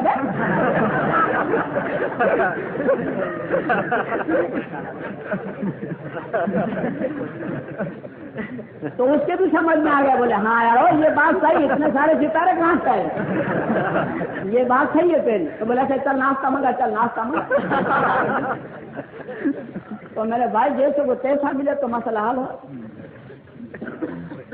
اب میرے محترم دوستوں جس مسئلے کی حشر کے میدان میں پوچھ نہیں ہوگی اس مسئلے کے پیچھے وقت کو گنوانا یہ بھی نادانی ہے۔ جس مسئلے کی پوچھ ہوگی اس کی رکھ تو کامیابی ہوگی۔ تو اب یہ امام ابو حنیفہ رحمۃ اللہ علیہ کا یہ مسئلہ، اب دیکھیے اور قیاس کے مسئلے سے ایک عورت تھی خوبصورت تھی اور اس کا مرد جو تھا وہ میرے جیسا کالا کلوٹیا تھا، تو اس سے وہ طلاق لینا چاہتی تھی، مگر وہ طلاق کا ہے کو دے، خوبصورت عورت مل گئی پھر طلاق کون دے بھائی؟ مگر وہ طلاق نہیں دے رہا، تو وہ غصے میں بیٹھی ہوئی تھی۔ اس نے بھی خدا کے بندے میں چڑ میں آ کر کہہ دیا کہ اگر تم صبح تک میرے سے نہیں بولے گی تو تیرے پر 3 طلاق۔ اس نے بھی سوچا کہ اللہ کا شکر ہے صبح تک نہ بولیں گے تو اپنا چھٹکارا ہو گیا۔ اب بولتے تو بول دیا مگر پھر پھنس گیا، وہ بھاگا ہوا گیا امام ابو حنیفہ رحمۃ اللہ کے پاس۔ بولے حضرت ایسی غلطی ہو گئی، ظلم ہو گیا، اب کیا کروں؟ کوئی ایسی ترکیب بتاؤ کہ میری نکاح میں رہ جائے۔ بولے فکر مت کرو انشاءاللہ جاؤ تمہاری نکاح میں رہ جائے گی۔ اب کیسے نکاح میں رہ جائے گی؟ اب انہوں نے کیا ترکیب لگائی؟ امام ابو حنیفہ نے مؤذن سے کہہ دیا جو پڑوس مسجد سے کہا کہ وقت سے پہلے 15 منٹ آذان دے دینا، یعنی صبح صادق کے وقت ہونے سے پہلے 15 منٹ آذان دے دینا۔ اب اس نے مؤذن نے 15 منٹ پہلے آذان دی، اللہ اکبر اللہ اکبر، آذان سنی تو اور کہتی ہے خدا کا شکر ہے کہ کالے کلوٹی سے جان چھوٹی۔ تو اس نے کہا ابھی صبح ہی کہاں ہوئی ہے، ابھی صبح ہی کہاں ہوئی ہے؟ وہ بول پڑی بیچاری، اس طرح آذان ہوئی تو صبح ہو گئی ہوگی مگر وہ 15 منٹ پہلے آذان دے دیا اس نے۔ تو معاملہ ایسا ہوتا، اس کو کہتے ہیں قیاس۔ ایک آدمی مناظرہ کرنے کے لیے آیا، مناظرہ کرنے کے لیے مسلمانوں سے، تو لوگوں نے کہا کہ بھائی ان کو تو امام ابو حنیفہ ہی پہنچیں گے، کیونکہ امام ابو حنیفہ کو امام اعظم کا لقب تھا، اماموں کا امام، یہی پہنچیں گے، ہم نہیں پہنچ پائیں گے۔ تو ان کے 3 سوال تھے، 3 سوال کا جواب مانگ رہا تھا۔ تو انہوں نے کہا کہ اچھا چلو ان کو بلا لیں، امام ابو حنیفہ رحمۃ اللہ علیہ کو بلایا۔ تو امام ابو حنیفہ رحمۃ اللہ نے اس کو مسجد کے ممبر پر بٹھایا، بٹھا کر کہا کہ بھائی بول تیرا کیا سوال ہے؟ تو اس نے کہا کہ اللہ سے پہلے کیا تھا اور اللہ کا رخ کدھر ہے اور اس وقت اللہ پاک کیا کر رہے ہیں، 3 باتیں تھی اس کی۔ تو اس نے کہا بس اور کچھ ہے؟ بولے نہیں۔ تو بولے اب تو نیچے آ جا، میں اوپر بیٹھ کے جواب دوں۔ اب اس کو نیچے اتارا، آپ اوپر گئے اور اوپر جا کر بیٹھے اور کہا کہ آپ پوچھ کیا ہے؟ تو اس نے کہا کہ اللہ سے پہلے کیا تھا؟ بولے اللہ سے پہلے کیا تھا؟ تو 1 سے گن، تو اس نے کہا 1 2 3 4 5 6. تو بولے 1 سے پہلے سے گن. تو بولے 1 سے پہلے کیا گن؟ تو بولے 1 سے پہلے سے گن تو صحیح. بولے 1 سے پہلے کچھ ہے ہی نہیں تو کیا گنوں؟ تو بولے 1 سے پہلے کچھ نہیں تو پھر اللہ سے پہلے بھی کچھ نہیں. تو وہ عاجز آ گیا دلیل میں، اور دلیل میں عاجز آ گیا. بولے پھر اب دوسرا کیا ہے؟ تو بولے اللہ کا رخ کدھر ہے. تو موم بتی جلا کر امام ابو حنیفہ نے بتائے. بولے دیکھ اس کا رخ کدھر نظر آتا ہے؟ بولے نہیں یہ تو چاروں طرف ایسا ہے. بولے چاروں طرف ایسا ہے تو اللہ میں ابھی ایسے ہی. اب تیسرا سوال رہا کہ اس وقت اللہ میں کیا کر رہے ہیں؟ بولے ایک کو نیچے اتارتے ہیں، ایک کو اوپر بٹھاتے ہیں. مجھے نیچے اتار دیا، مجھے اوپر بٹھا دیا. اللہ میں یہ کرتے ہیں. تو میرے محترم دوستوں یہ حاضری جواب سے اماموں میں اختلاف. اب امام ابو حنیفہ رحمۃ اللہ علیہ کا فتویٰ یہ ہے کہ مقتدی امام کے پیچھے سورہ فاتحہ نہ پڑھے، اور امام شافعی رحمۃ اللہ علیہ کا فتویٰ کہ مقتدی کے پیچھے مقتدی جو امام پیچھے سورہ فاتحہ پڑھے. ہمارے پاس بھی دلیلیں موجود ہیں، ان کے پاس بھی دلیلیں موجود ہیں. اب یہ ہمارے لڑنے کی کوئی ضرورت نہیں ہے. اب ان کو یہ تو واجب تو سبھی کے نزدیک ہے، کیونکہ قرآن کا فتویٰ ہے نا. قرآن کریم کے 9 میں پارے میں سورہ اعراف کے 24 رکوع میں 204 نمبر کی آیت میں فرماتے ہیں وَإِذَا قُرِئَ الْقُرْآنُ فَاسْتَمِعُوا لَهُ وَأَنصِتُوا لَعَلَّكُمْ تُرْحَمُونَ. جب قرآن پڑھا جائے تو کان لگا کے سنو تاکہ تم پر رحم کی جائے. تو قرآن کریم کا سننا ہمارے نزدیک بھی واجب ہے، امام شافعی رحمۃ اللہ علیہ کی بھی نزدیک واجب ہے، دونوں کے نزدیک واجب ہے. اب ہم تو اس کی دلیل سے نہیں پڑھتے ہیں سورہ فاتحہ. اور رہی مونگی جماعت کا معاملہ ظہر اور عصر کا، تو اس کے لیے ہمارے پاس حدیثیں بھی موجود ہے کہ حضور صلی اللہ علیہ وسلم کی ہم سورہ فاتحہ نہیں پڑھتے تھے. اچھا اب امام شافعی رحمۃ اللہ کی جو فتویٰ ہے تو اس فتوے کو اس مسلک کے ماننے والے اس فتوے کو بھی نہیں سمجھ پائے. اہل حدیث صاحبان کا بھی یہی فتویٰ ہے کہ امام کے پیچھے سورہ فاتحہ پڑھنا چاہیے، اور ان کا بھی یہی فتویٰ ہے کہ مگر پڑھنے کا ڈھنگ جو ہے وہ معلوم نہیں کیسے پڑھنی چاہیے. تو پڑھنے ہم سکھاویں، کیونکہ ہم حنفی مسلک والے ہیں، مگر ہم سے پھر مسئلہ تو پوچھتے جاؤ تاکہ تمہارا بھی مسئلہ حل ہو جائے. تمہیں معلوم نہیں، انشاءاللہ میں معلوم ہے کہ کیسے پڑھیں. تو امام شافعی کا جو مسلک ہے اور اہل حدیث صاحبان کا جو مسلک ہے وہ یہ ہے کس طرح الحمدللہ رب العالمین. اتنا پڑھ کے امام کو ٹھہر جانے کا حکم ہے، اور پھر اتنا مقتدی پڑھ لے، اس کے بعد امام کو آگے بڑھے. الرحمن الرحیم وہاں امام ٹھہر جائے اور پھر آگے مقتدی بڑھے. پھر مالک یوم الدین پھر یہاں امام ٹھہر جائے، کیونکہ مقتدی کو سننا تو واجب ہر حالت میں ہے. ٹھہرے اور ٹھہرنے کے بعد وہ پڑھے. اب مقتدی ایک دھڑ سے امام بھی پڑھ دے، مقتدی بھی پڑھ دے، تو نہ یہ شافعی کے مسلک میں جائے، نہ اہل حدیث کے مسلک میں جائے، حنفیہ کے مسلک میں تو ہے ہی نہیں. تو میرے محترم دوستوں اس سے تو ہمارا مسلک اچھا، تو اس میں جگہ ہی نہیں. کیونکہ سننے کا جو معاملہ ہے وہ ہمارے اس میں چکر ہوتی ہی نہیں. تو اب رحمۃ اللہ علیہ کے ستاروں امام شافعی رحمۃ اللہ علیہ کہتے ہیں کہ سورہ فاتحہ ختم ہونے کے بعد آمین زور سے کہو. ہمارے امام کہتے ہیں کہ آہستہ کہو. ان کے امام صاحب کہتے ہیں کہ بسم اللہ الرحمن الرحیم بلند آواز سے پڑھنا سنت. ہمارے امام کہتے ہیں کہ بسم اللہ الرحمن الرحیم آہستہ پڑھنا سنت. دونوں ترمذی شریف میں حدیث سے موجود ہیں. تو یہ اختلاف جو ہے حدیثوں کی بنا پر ہے. وہ کیسے ہوا کہ حضور صلی اللہ علیہ وسلم نے کبھی ایک عمل کیا اور کچھ دنوں کے بعد پھر اس عمل میں کچھ تبدیلی ہوئی، تو کچھ صحابان آپ کے ساتھ تھے اس وقت جو نکل چکے، دوبارہ ان کو پھر صحبت نصیب حضور صلی اللہ علیہ وسلم کی نہیں ہوئی، کیونکہ 1,24,000 صحابہ کرام تھے. لیکن مدینے اور مکے میں کتنے دفن ہیں؟ گنتی کے ہیں. کیوں؟ بیچارے دین پھیلانے کے لیے پھیل پڑے. تو جس کے پاس جو دلیل آنکھوں سے دیکھی تھی اسی کی دلیل وہ دے رہے تھے. تو اس بنا پر کیونکہ اللہ کے محبوب تھے، اور جو محبوب ہوتا ہے محبوب کی ہر ادا محبوب ہوتی ہے، تو اللہ کے محبوب کی اللہ کو ہر ادا محبوب تھی. اس لیے اللہ تبارک تعالیٰ نے اماموں میں اصطلاح پڑھوا کر اور حضور صلی اللہ علیہ وسلم کی ہر طریقے پر عمل کروا دیا. یہ اللہ کو پسند ہی نہیں تھا کہ میرے محبوب صلی اللہ علیہ وسلم کی ایک بھی ادا چھوٹ جائے، بلکہ اللہ کو یہ پسند تھا کہ قیامت تک میرے محبوب صلی اللہ علیہ وسلم کی ہر ادا پر عمل ہوتا رہے. اس لیے اماموں میں اختلاف پیدا کروا دیا اور ہر سنت پر اللہ تعالیٰ نے عمل کروا دیا. تو میرے بھائیا یہ تو رحمت ہے، یہ رحمت ہے، یہ اختلاف نہیں، جھگڑا نہیں، یہ تو رحمت ہے.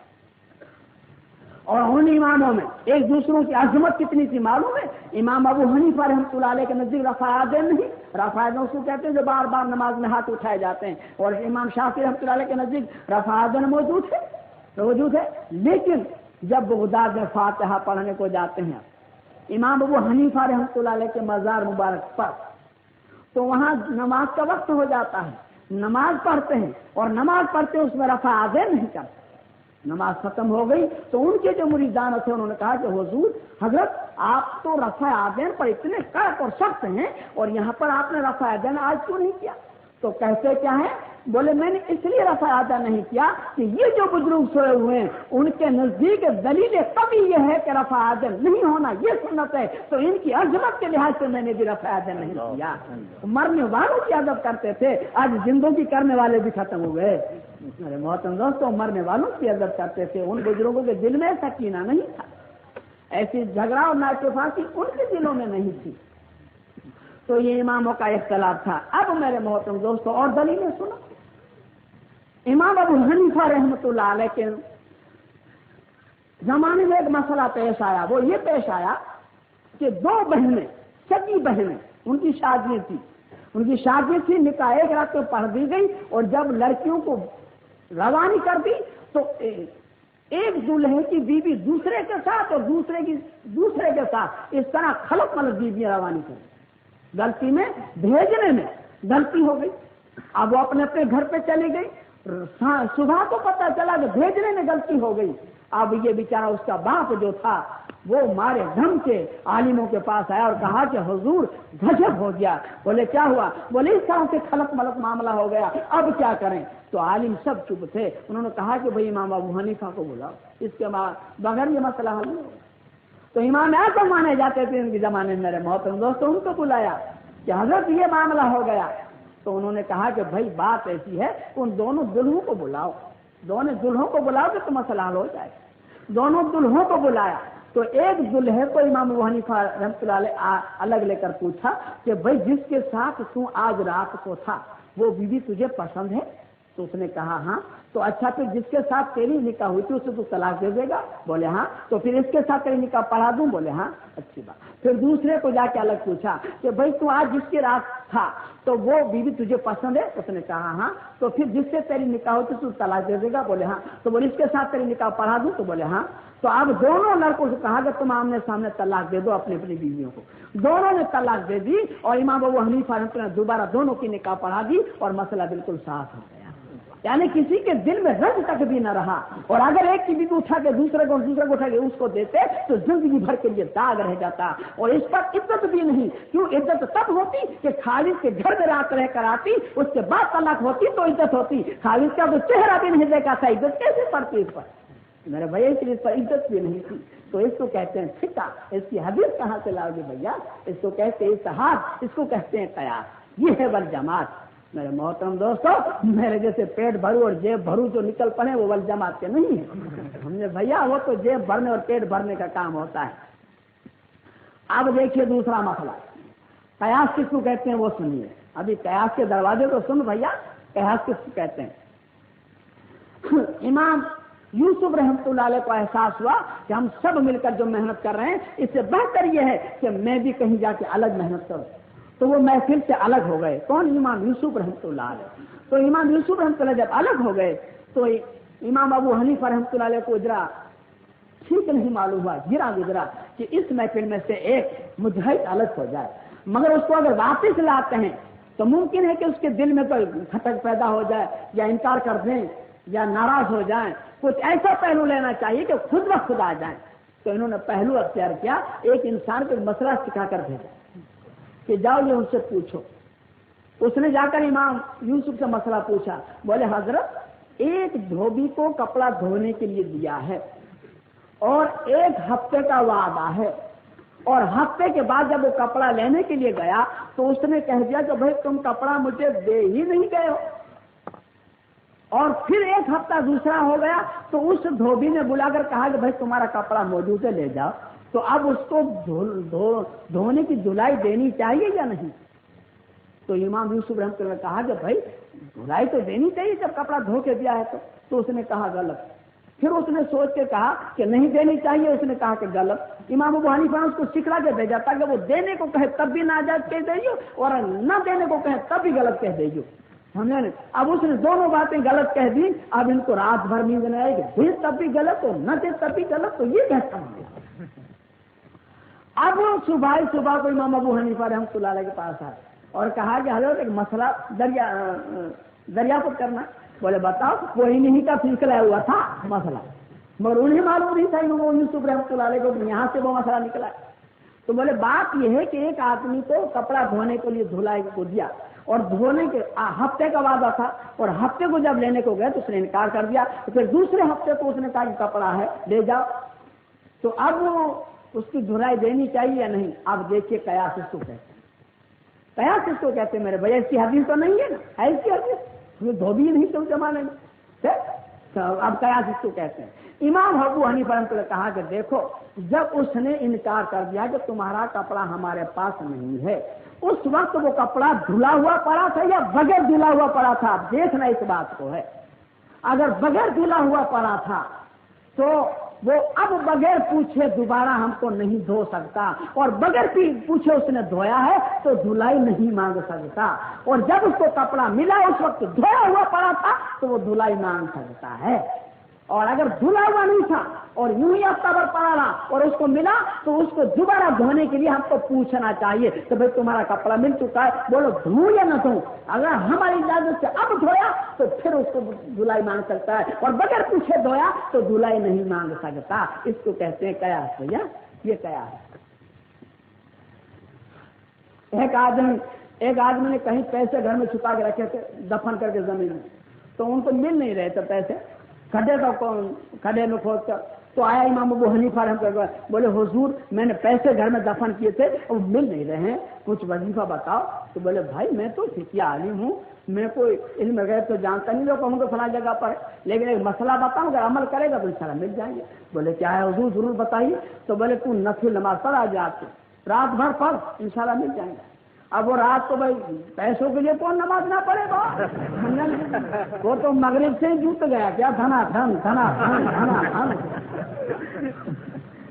रात के 11 बजे तो उसके दिमाग में जो पैसे दफन किए थे वो सोच में आ गई, जो फला जगह पर दफन किए थे। वो नमाज को छोड़ छाड़ मस्जिद से भागा घर पे जाके जो खड्डा खोदा तो पैसे निकल आए तो उसने छुपा के रख कर और फिर आया इमाम अबू हनीफा रहमतुल्लाह अलैह के पास। बोले हुजूर अल्लाह का शुक्र है पैसे मिल गए। तो इमाम अबू हनीफा रहमतुल्लाह फरमाया कि भाई वो शैतान ने तेरी अकल पर पर्दा डाल दिया था। क्यों कि तू जब नमाज पढ़ने लगा तो शैतान को ये बहुत गिरा गुजरा, इससे बेहतर है कि तुझे तेरे पैसे बता दे, तू नफिल नमाज से रुक जा। इसलिए उसने पर्दे को उठा लिया। काश अगर तू रात का नमाज पढ़ता तो बहुत ही अच्छा था, मगर अब तो तू काहे का पड़ेगा। बोले हुजूर अब तो मैं थक गया हूँ। अब तो थक गया नहीं, पैसे मिल गए इसलिए थक गया। पैसे ना मिलते तो वो हदीस है जो आप नहीं जानते हैं। तो उन्होंने कहा कि चलो उससे पूछा ले।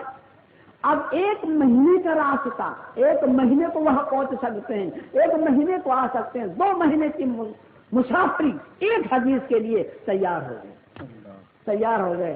और आज तो हमारे पास कारें मोटरें सब कुछ है, तो सुनने वाले सुनने से थक जाते हैं, तो फिर बयान करने वाला भैया नहीं थक जाता हो? बताओ, नहीं थक जाता हो? तो मेरे मोहतरम दोस्तों, आपके पैर ऊपर जाते हैं, आप थक जाते हो, तो हमारी थकान क्या खाला माँ की माँ होती है? तो नहीं थकान होती।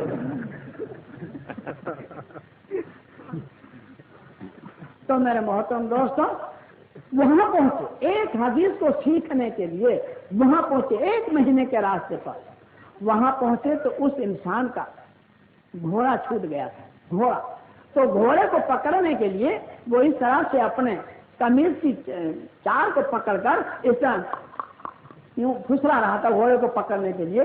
तो इमाम बुखारी रहमतुल्लाह अलैह की नजर उस पर पड़ गई, दूसरे लोगों की पड़ गई। उन्होंने कहा कि हुजूर को ये आदमी है जो घोड़े को पकड़ा, उसके पास हदीस है। तो इमाम बुखारी रहमतुल्लाह ने फरमाया कि इसके पास हदीस है? बोले हाँ। ये घोड़े को पकड़ा उसके पास? बोले हाँ। तो बोले उसकी हदीस की हमें जरूरत नहीं, वापिस चलो। बोले हुजूर 1 महीने से तो चले आ रहे हैं, कम से कम पूछ तो लो। और आज हम तो आंखें बंद करके सबको आलिम मानने के लिए भी तैयार, सबको पीर मानने के लिए भी तैयार, चाहे वो कितने ऊंधे اونधी بازی مارتے ہوں، مگر ہم تو ماننے کے لیے تیار۔ تو اب انہوں نے امام بخاری رحمۃ اللہ علیہ نے اپنی کتاب لکھی، اس میں 7275 حدیثیں لکھی۔ اس کے بعد امام مسلم رحمۃ اللہ نے ایک کتاب لکھی، امام مسلم کے اندر 3418 حدیث، ترمذی شریف کے اندر 4000 حدیثیں موجود ہیں، دارمی شریف کے اندر 3456 حدیثیں موجود ہیں، ابو داؤد کے اندر 5201 حدیث موجود ہے، ابن ماجہ میں 4339 حدیثیں موجود ہیں، مشکات شریف میں 7001 حدیث موجود ہے، مزارہ کے اندر 7001 حدیث اور اس کی شرح موجود ہے۔ لیکن رحمت اللہ علیہ کے ستاروں ظلم کرنے والوں نے ظلم کرنے میں بھی کمی نہیں رکھی۔ امام ابو حنیفہ رحمت اللہ علیہ کو زہر دے کر مار دیا۔ بتائیے، جو حق کی محنت لے کر اٹھتا ہے اس کے سامنے ہمیشہ کے لیے بغاوت ہوتی ہے، باطل محنت لے کر اٹھے اس کے سامنے کوئی بغاوت نہیں کرتا، کوئی نہیں کرتا۔ میرے بھیا، آپ نے آپ کی زندگی کے اندر دیکھا ہوگا کہ آپ کی ڈربن کی جمعہ مسجد میں کتنے ہی واز ہو گئے ہوں گے، لیکن کسی کی واز میں رکاوٹ نہیں آئی ہوگی سوائے حق آنے کے۔ یہی معاملہ ہے حق پرستوں کا اور باطل پرستوں کا۔ رحمت اللہ کے ستارے جب حق آتا ہے تو باطل کو تل ملانا پڑتا ہے، باطل کو تل ملانا پڑتا ہے، باطل کو تل ملانا پڑتا ہے۔ اور انشاءاللہ تعالیٰ اورینٹ محل میں، اورینٹ ہال میں 27 سے تقریریں شروع ہیں، اور وہاں جو جواب آپ کو ملے گا انشاءاللہ تعالیٰ شاید کسی اور عالم سے نہیں ملے گا۔ کیوں کہ ہم تو لیڈر بن کے آئیں، موت ایک مرتبہ آنے والی ہے، 2 مرتبہ نہیں آئے گی۔ اور مالداروں کو اللہ تعالیٰ کی دولت اور اس کی دولت کو مبارک کرے۔ میرے محترم لوگ تو بھیک مانگنے کی نیت سے نہیں آئے اور نہ کسی کی چندہ لینے کی نیت سے آئے ہیں۔ قسمت میں ہوگا تو ملے گا، نہیں ہوگا تو نہیں ملے، مگر دولت کی رو میں آ کر، دولت کی غلامی میں آ کر، دولت کی لالچ میں آ کر حق کو چھپانا وہ حق پرستوں کا معاملہ نہیں ہوتا، وہ تو پیٹ بھروں کا معاملہ ہوتا ہے بھیا، وہ حق پرستوں کا معاملہ نہیں ہوتا۔ اب یہ سب سنمت انشاءاللہ وہاں پر دیں گے۔ تو اب میرے محترم دوستو، امام مالک رحمۃ اللہ علیہ سے معاملہ یہ ہوا کہ ان کو مار مار کر ان کے دونوں ہاتھ جو تھے اتار دیے گئے۔ امام شافعی رحمۃ اللہ علیہ کے اوپر کفر کا فتویٰ لگا اور امام حنبل رحمۃ اللہ علیہ پر 2 سال اور 4 مہینے کوئلوں کی مار پڑی، ایک بات کو ہاں کہلانے کے لیے، کیونکہ بغداد کی حکومت باطل پرستوں کے ہاتھ میں تھی اور امام اس ماحول میں پیدا ہوئے کہ جہاں باطل کی برسات برس رہی تھی، تو ان سے حکومت جو تھی وہ شیعہ مذہب کی تھی، تو شیعہ مذہب والے جو تھے اس بات کو ہاں کہلا رہے تھے کیا کہ قرآن جو ہے وہ مخلوق ہے، یعنی محمد صلی اللہ علیہ وسلم کا بنایا ہوا ہے۔ تو یہ کہہ رہے تھے کہ نہیں، مخلوق نہیں بلکہ خالق ہے۔ مخلوق اور خالق کے ہونے پر 2 سال اور 4 مہینے کی مار پڑی، اور 2 سال اور 4 مہینے کی مار انہوں نے برداشت کی۔ تو اللہ کی شان یہ تھی کہ 3 مہینے کو، 2 مہینے کو حکومت کرنے والا مرنے لگا۔ آخر یہ جب معاملہ ہوا، جتنے بھی مناظر کرنے والے آتے تھے سب ہار جاتے تھے۔ تب جو آخر میں کوئی حکومت جب آئی تو اس نے سوچا کہ اس کو مارنے میں اپنے بھی موت ہے، اس لیے انہوں نے ان کو چھوڑ دیا، مگر 2 سال اور 4 مہینے انہوں نے مار کھائی کوڑوں کی، مگر حق کا دامن نہیں چھوڑا، حق کا دامن نہیں چھوڑا۔ تب آج ہمارے پاس دین ہے بھیا، ورنہ ہمارے پاس بھی دین نہ ہوتا۔ تو یہ محدثینوں نے بھی بہت محنت کی، اگر محدثین محنت نہ کرتے تب بھی ممکن تھا کہ شیطان ہم کو بہکا دیتا۔ اللہ تبارک تعالیٰ نے ان کی تمام محدثین اور اماموں اور جتنے بھی مجدد پیدا ہوئے ان کی قبروں کو نور سے بھر دے، ان کی رحمتوں کو نچھاور کر دے، اور اللہ کی جتنی نعمتیں ساری کی ساری اس پر ختم کر دے۔ انہوں نے ہمارے تک دین ایسا پہنچایا کہ اس میں ذرا پر بھی رد و بدل نہیں ہونے دیا۔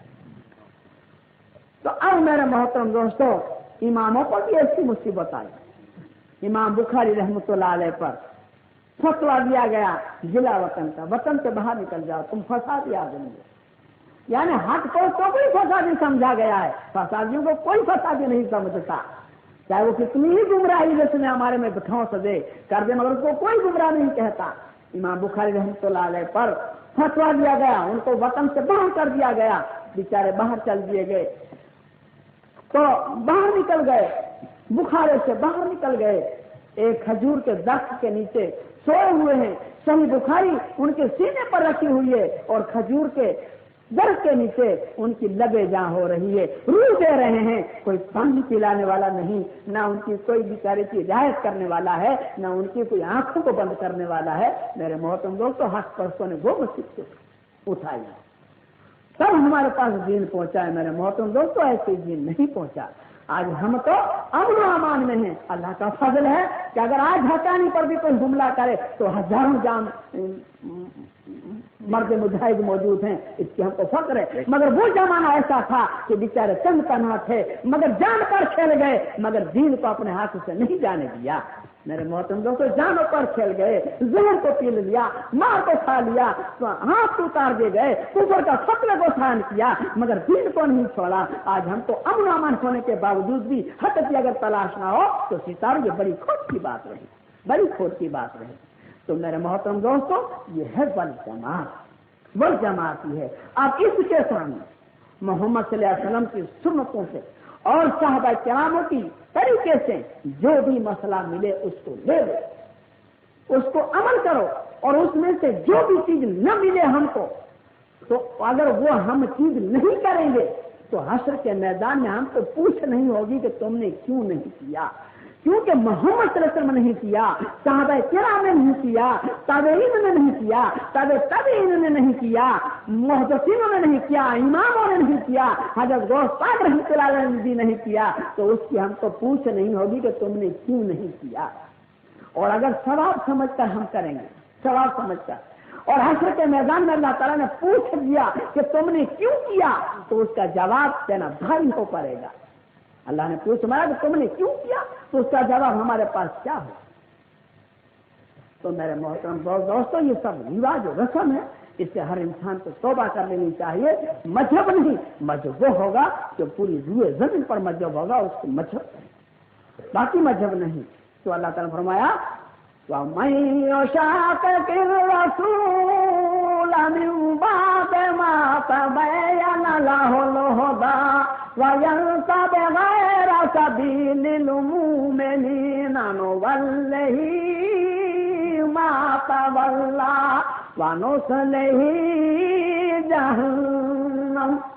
जो मोहम्मद सल्लल्लाहु अलैहि वसल्लम के तरीका मालूम हो जाने के बाद, हिदायत आ चुकने के बाद, कलमा पढ़ लेने के बाद मोहम्मद सल्लल्लाहु अलैहि वसल्लम की मुखालिफत करे, उनके बताए तरीके से रोंग चले, और मोमिनों की जमात ये तरीके पर चल रही है, उससे भी रोंग चलने लगे, उल्टा चलने लगे, तो अल्लाह ताला फरमाए हम उसको उधर ही जाने देते हैं जिधर वो जा रहा है, और फिर हम उसको, उसका अंजाम ये होगा कि उसको जहन्नम में झोंक देंगे, उसको जहन्नम में झोंक देंगे, और वो जगह बहुत ही बुरी है। तो मेरे मोहतरम दोस्तों, इंसान को तौबा कर लेनी चाहिए। ये वल जमात थी, और अब वल जमात का फैसला जो है वो कल करेंगे। वल जमात का फैसला इंशाअल्लाह कल है। इन्नल्लाह मलाइकतहु यसल्लूना अलन नबी या अय्युहल्लज़ीना आमनू सल्लु अलैहि व सल्लिमू तस्लीमा। अल्लाहुम्मा सल्लि अला सय्यिदिना मुहम्मद व अला सय्यिदिना मुहम्मद। मेरे मोहतरम दोस्तों, अब एक नात होती है, नात पर दुआ होगी, दुआ पर जैसा खत्म होगा। इस बात को नोट कर लें कि 27 तारीख से ओरिएंट हॉल के अंदर तकरीरें शुरू हैं, इसको खूब याद कर लें और नोट कर लें। और उन दिन में जो भी साहबान नहीं आएगा उसको यकीनन पछताना पड़ेगा, क्योंकि वो लगातार तकरीरें हैं ना, फिर एक के बाद मजमून छिड़ेगा, तो उस वक्त इंशाल्लाह उसकी हिसाब किताब होगा। समझना है कयामत वहां हो रही है, समझ सफे नमक के इंशाल्लाह बारिश की बूंदों की तरह पड़ेंगे।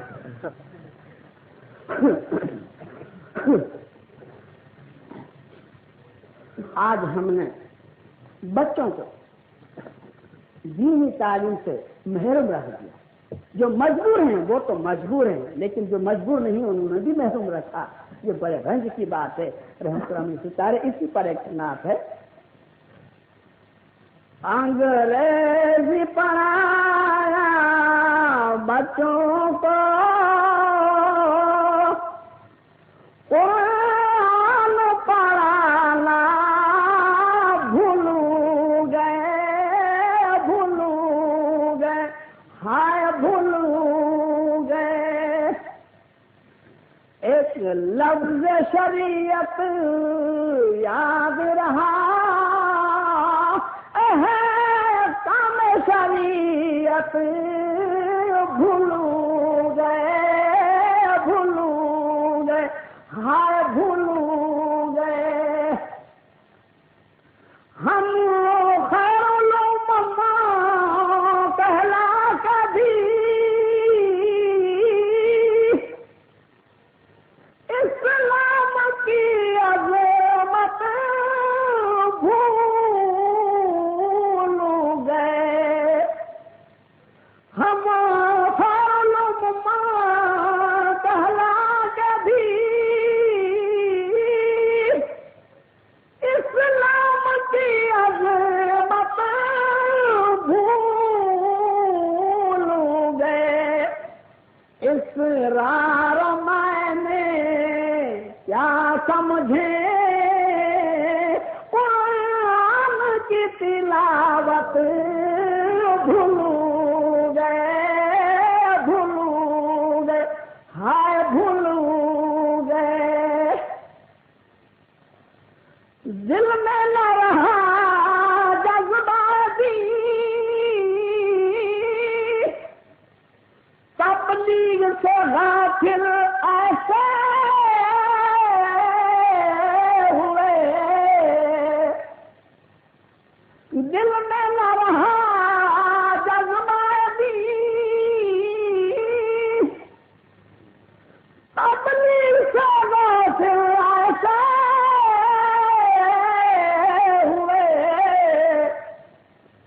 ایک لفظ شریعت یاد رہا کم شریعت بھول گئے ہائے بھول گئے لندن پہ نظر ایسی پڑی پیرس کی طرف دل ایسا کھینچا لندن پہ نظر ایسی پڑی پیرس کی طرف دل ایسا کھینچا تو کیرنا کچھ مدینے کی رہی کعبے کی عظمت بھول گئے ہائے بھول گئے کعبے کی عظمت بھول گئے ہائے بھول گئے ہر سر میں ہے فیشن کا سودا ہر جاہے سینما کا چرچا ہر سر میں ہے فیشن کا سودا ہر جاہے سینما کا چرچا ہے فلمی گانے ورد زبان قرآن کی تلاوت بھول گئے ہائے بھول گئے قرآن کی تلاوت بھول گئے ہائے بھول گئے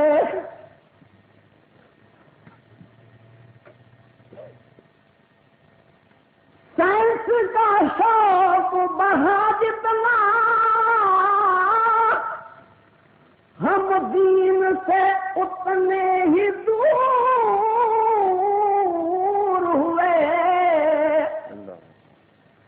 سائنس کا شوق بڑھا جتنا ہم دین سے اتنے ہی دور ہوئے پاتے ہی نہیں تعلیم کو ہم قرآن کی عظمت مت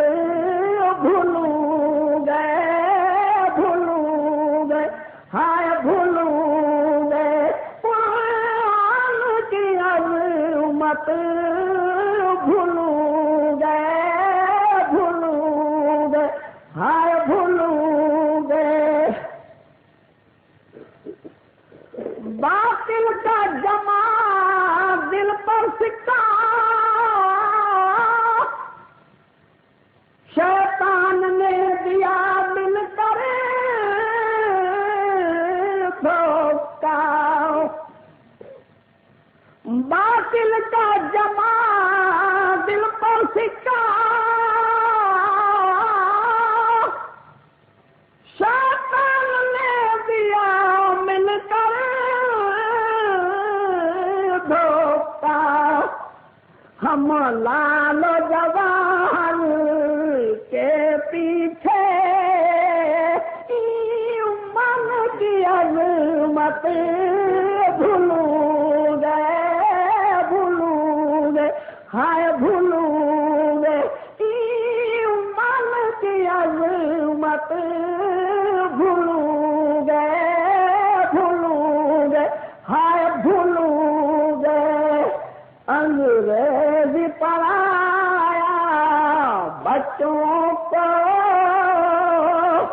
قرآن پڑھانا بھولوں گے ہائے بھولوں گے الحمدللہ الحمدللہ رب العالمین واقبۃ المتقین والصلاۃ والسلام علی رسول الکریم محمد وعلی آلہ وسلم ان اللہ وملائکتہ یصلون علی النبی یا ایھا الذین آمنوا صلوا علیہ وسلموا تسلیما اللهم صل علی سیدنا محمد اے اللہ تیرے رحم و کرم سے اے اللہ ہم کو ریاکاری سے بچا اے اللہ ہم کو غرور سے بچا اے اللہ ہم کو حسد سے بچا اے اللہ ہم کو نااتفاق سے بچا اے اللہ ہم کو جہنم کے عذاب سے بچا ہم کو حشر کے عذاب سے بچا ہم کو قبر کے عذاب سے بچا ہم کو موت کے عذاب سے بچا ہم کو دنیا کے فریب سے بچا ہم کو شیطان کا مکر فریب سے بچا ہم کو پل صراط کے عذاب سے بچا اے اللہ ہم کو کفر سے بچا ہم کو شرک سے بچا ہم کو بدعتوں سے بچا ہم کو جہالت اور گمراہی سے بچا اے اللہ ہمیں تیری رحمت عطا فرما تیرے محبوب صلی اللہ علیہ وسلم شفاعت عطا فرما تیرے محبوب صلی اللہ علیہ وسلم کی سنتوں میں سچی محبت عطا فرما اے اللہ ہمیں جنت الفردوس اولی عطا فرما اے اللہ اگر ہماری غلطی ہوتی ہو تو ہمیں توبہ کی توفیق عطا فرما اے اللہ سامعین کی غلطی ہوتی ہو تو انہیں توبہ کی توفیق عطا فرما اے اللہ ہم بھلے سے برے ہیں مگر تیرے بندے ہیں تیرے محبوب صلی اللہ علیہ وسلم کے امتی ہیں اے اللہ ہماری خطاؤں کو درگزر فرما ہمارے صغیر کبیر گناہ کو معاف فرما اے اللہ جو سمجھانے والے ہیں ان کو سمجھانے کی سمجھ عطا فرما اے اللہ سمجھنے والوں کو سمجھنے کی سمجھ عطا فرما اے اللہ سمجھانے والوں کو اور سمجھنے والوں کو تیری رحم و کرم سے عمل کی توفیق عطا فرما اے اللہ جو دین کی محنت کر رہے ہیں ان کی پوری رہنمائی عطا فرما اے اللہ ان کے کاروبار کی رہنمائی فرما ان کے گھر بار کی رہنمائی فرما ان کے بال بچوں کی رہنمائی فرما ان کے ایمان و عمل کی رہنمائی فرما ان کے جان اور تندرستی کی رہنمائی فرما اے اللہ جو مدرسے میں محنت کریں ان کو مدرسوں میں کامیابی عطا فرما اے اللہ جو مسجدوں میں محنت کریں ان کو مسجدوں میں کامیابی عطا فرما اے اللہ جو تبلیغ میں محنت کریں ان کو تبلیغ میں کامیابی عطا فرما اے اللہ محنت کرنا ہمارا کام تھا اے میرے مولا قبول فرمانا تیرا کام تھا اے اللہ جو غریب ہے ان کو امیر بنا دے جو امیر ہے ان کو غنی بنا دے جو غنی ان کو سخی بنا دے جو سخی ان کو پرہیزگار اور متقی بنا دے اے اللہ جو روزی سے محروم ان کے لیے رحمت کے خزانے کھول دے جو قرضدار کو قرض میں سے نجات فرما دے جو بیمار ان کو شفا عطا فرما دے جو بے وطن اس کو وطن میں پہنچا دے جو بے اولاد اس کو سلف صالحین اولاد عطا فرما دے اللہ نہ فرمان اولاد کو فرمانبردار بنا دے جان ماں باپ کو رحم دل بنا دے اے اللہ میری بہنوں کو نماز کی توفیق عطا فرما میری بہنوں کو پردے کی توفیق عطا فرما میری بہنوں کو دل سمجھنے کی سمجھ عطا فرما اے اللہ میری بہنیں راستے پر آ جائیں گی تو لاکھوں مسلمانوں کی اصلاح ہو جائے گی اے اللہ جو مر گزرے ان کی مقصد کا فرما جو زندے ان کی ایمان کی سلامتی عطا فرما اے اللہ ہمارے بڑے بوڑھے ہم کو دین کے رہنما بنا نوجوان طبقے کو دین کی پہلوانی عطا فرما چھوٹے چھوٹے معصوم بچوں کو دین کے ستارے بنا اے اللہ آنے والوں کی محنت کو قبول فرما جانے والوں کی محنت کو قبول فرما وقت کی قربانی دینے والوں کی محنت کو قبول فرما اے اللہ جنہوں نے جان مال تن دھن سے بیچاروں نے محنت کی اے اللہ انہوں کی محنت کو بھی قبول فرما. اے اللہ جنہوں نے دعا کے لیے کہا ان کی دعا کو قبول فرما. اے اللہ جنہوں نے کہا ان کی بھی دعا کو قبول فرما. اے اللہ مانگنا ہمارا کام ہے. اے میرے مولا قبول فرمانا تیرا کام ہے. اے اللہ ہماری چھوٹی چھوٹی محنتوں کو چھوٹی چھوٹی دعاؤں کو دنیا کے لیے امن اور آخرت کے لیے نجات کا سبب بنا. ان اللہ ملائکتہ یصلون علی النبی یا ایھا الذین آمنوا صلوا علیہ وسلموا تسلیما. اعلیٰ اولیاء اللہ لا خوف علیہم ولا هم يحزنون. سبحان ربک رب العزة عما یصفون وسلام علی المرسلین والحمد للہ رب العالمین. آمین.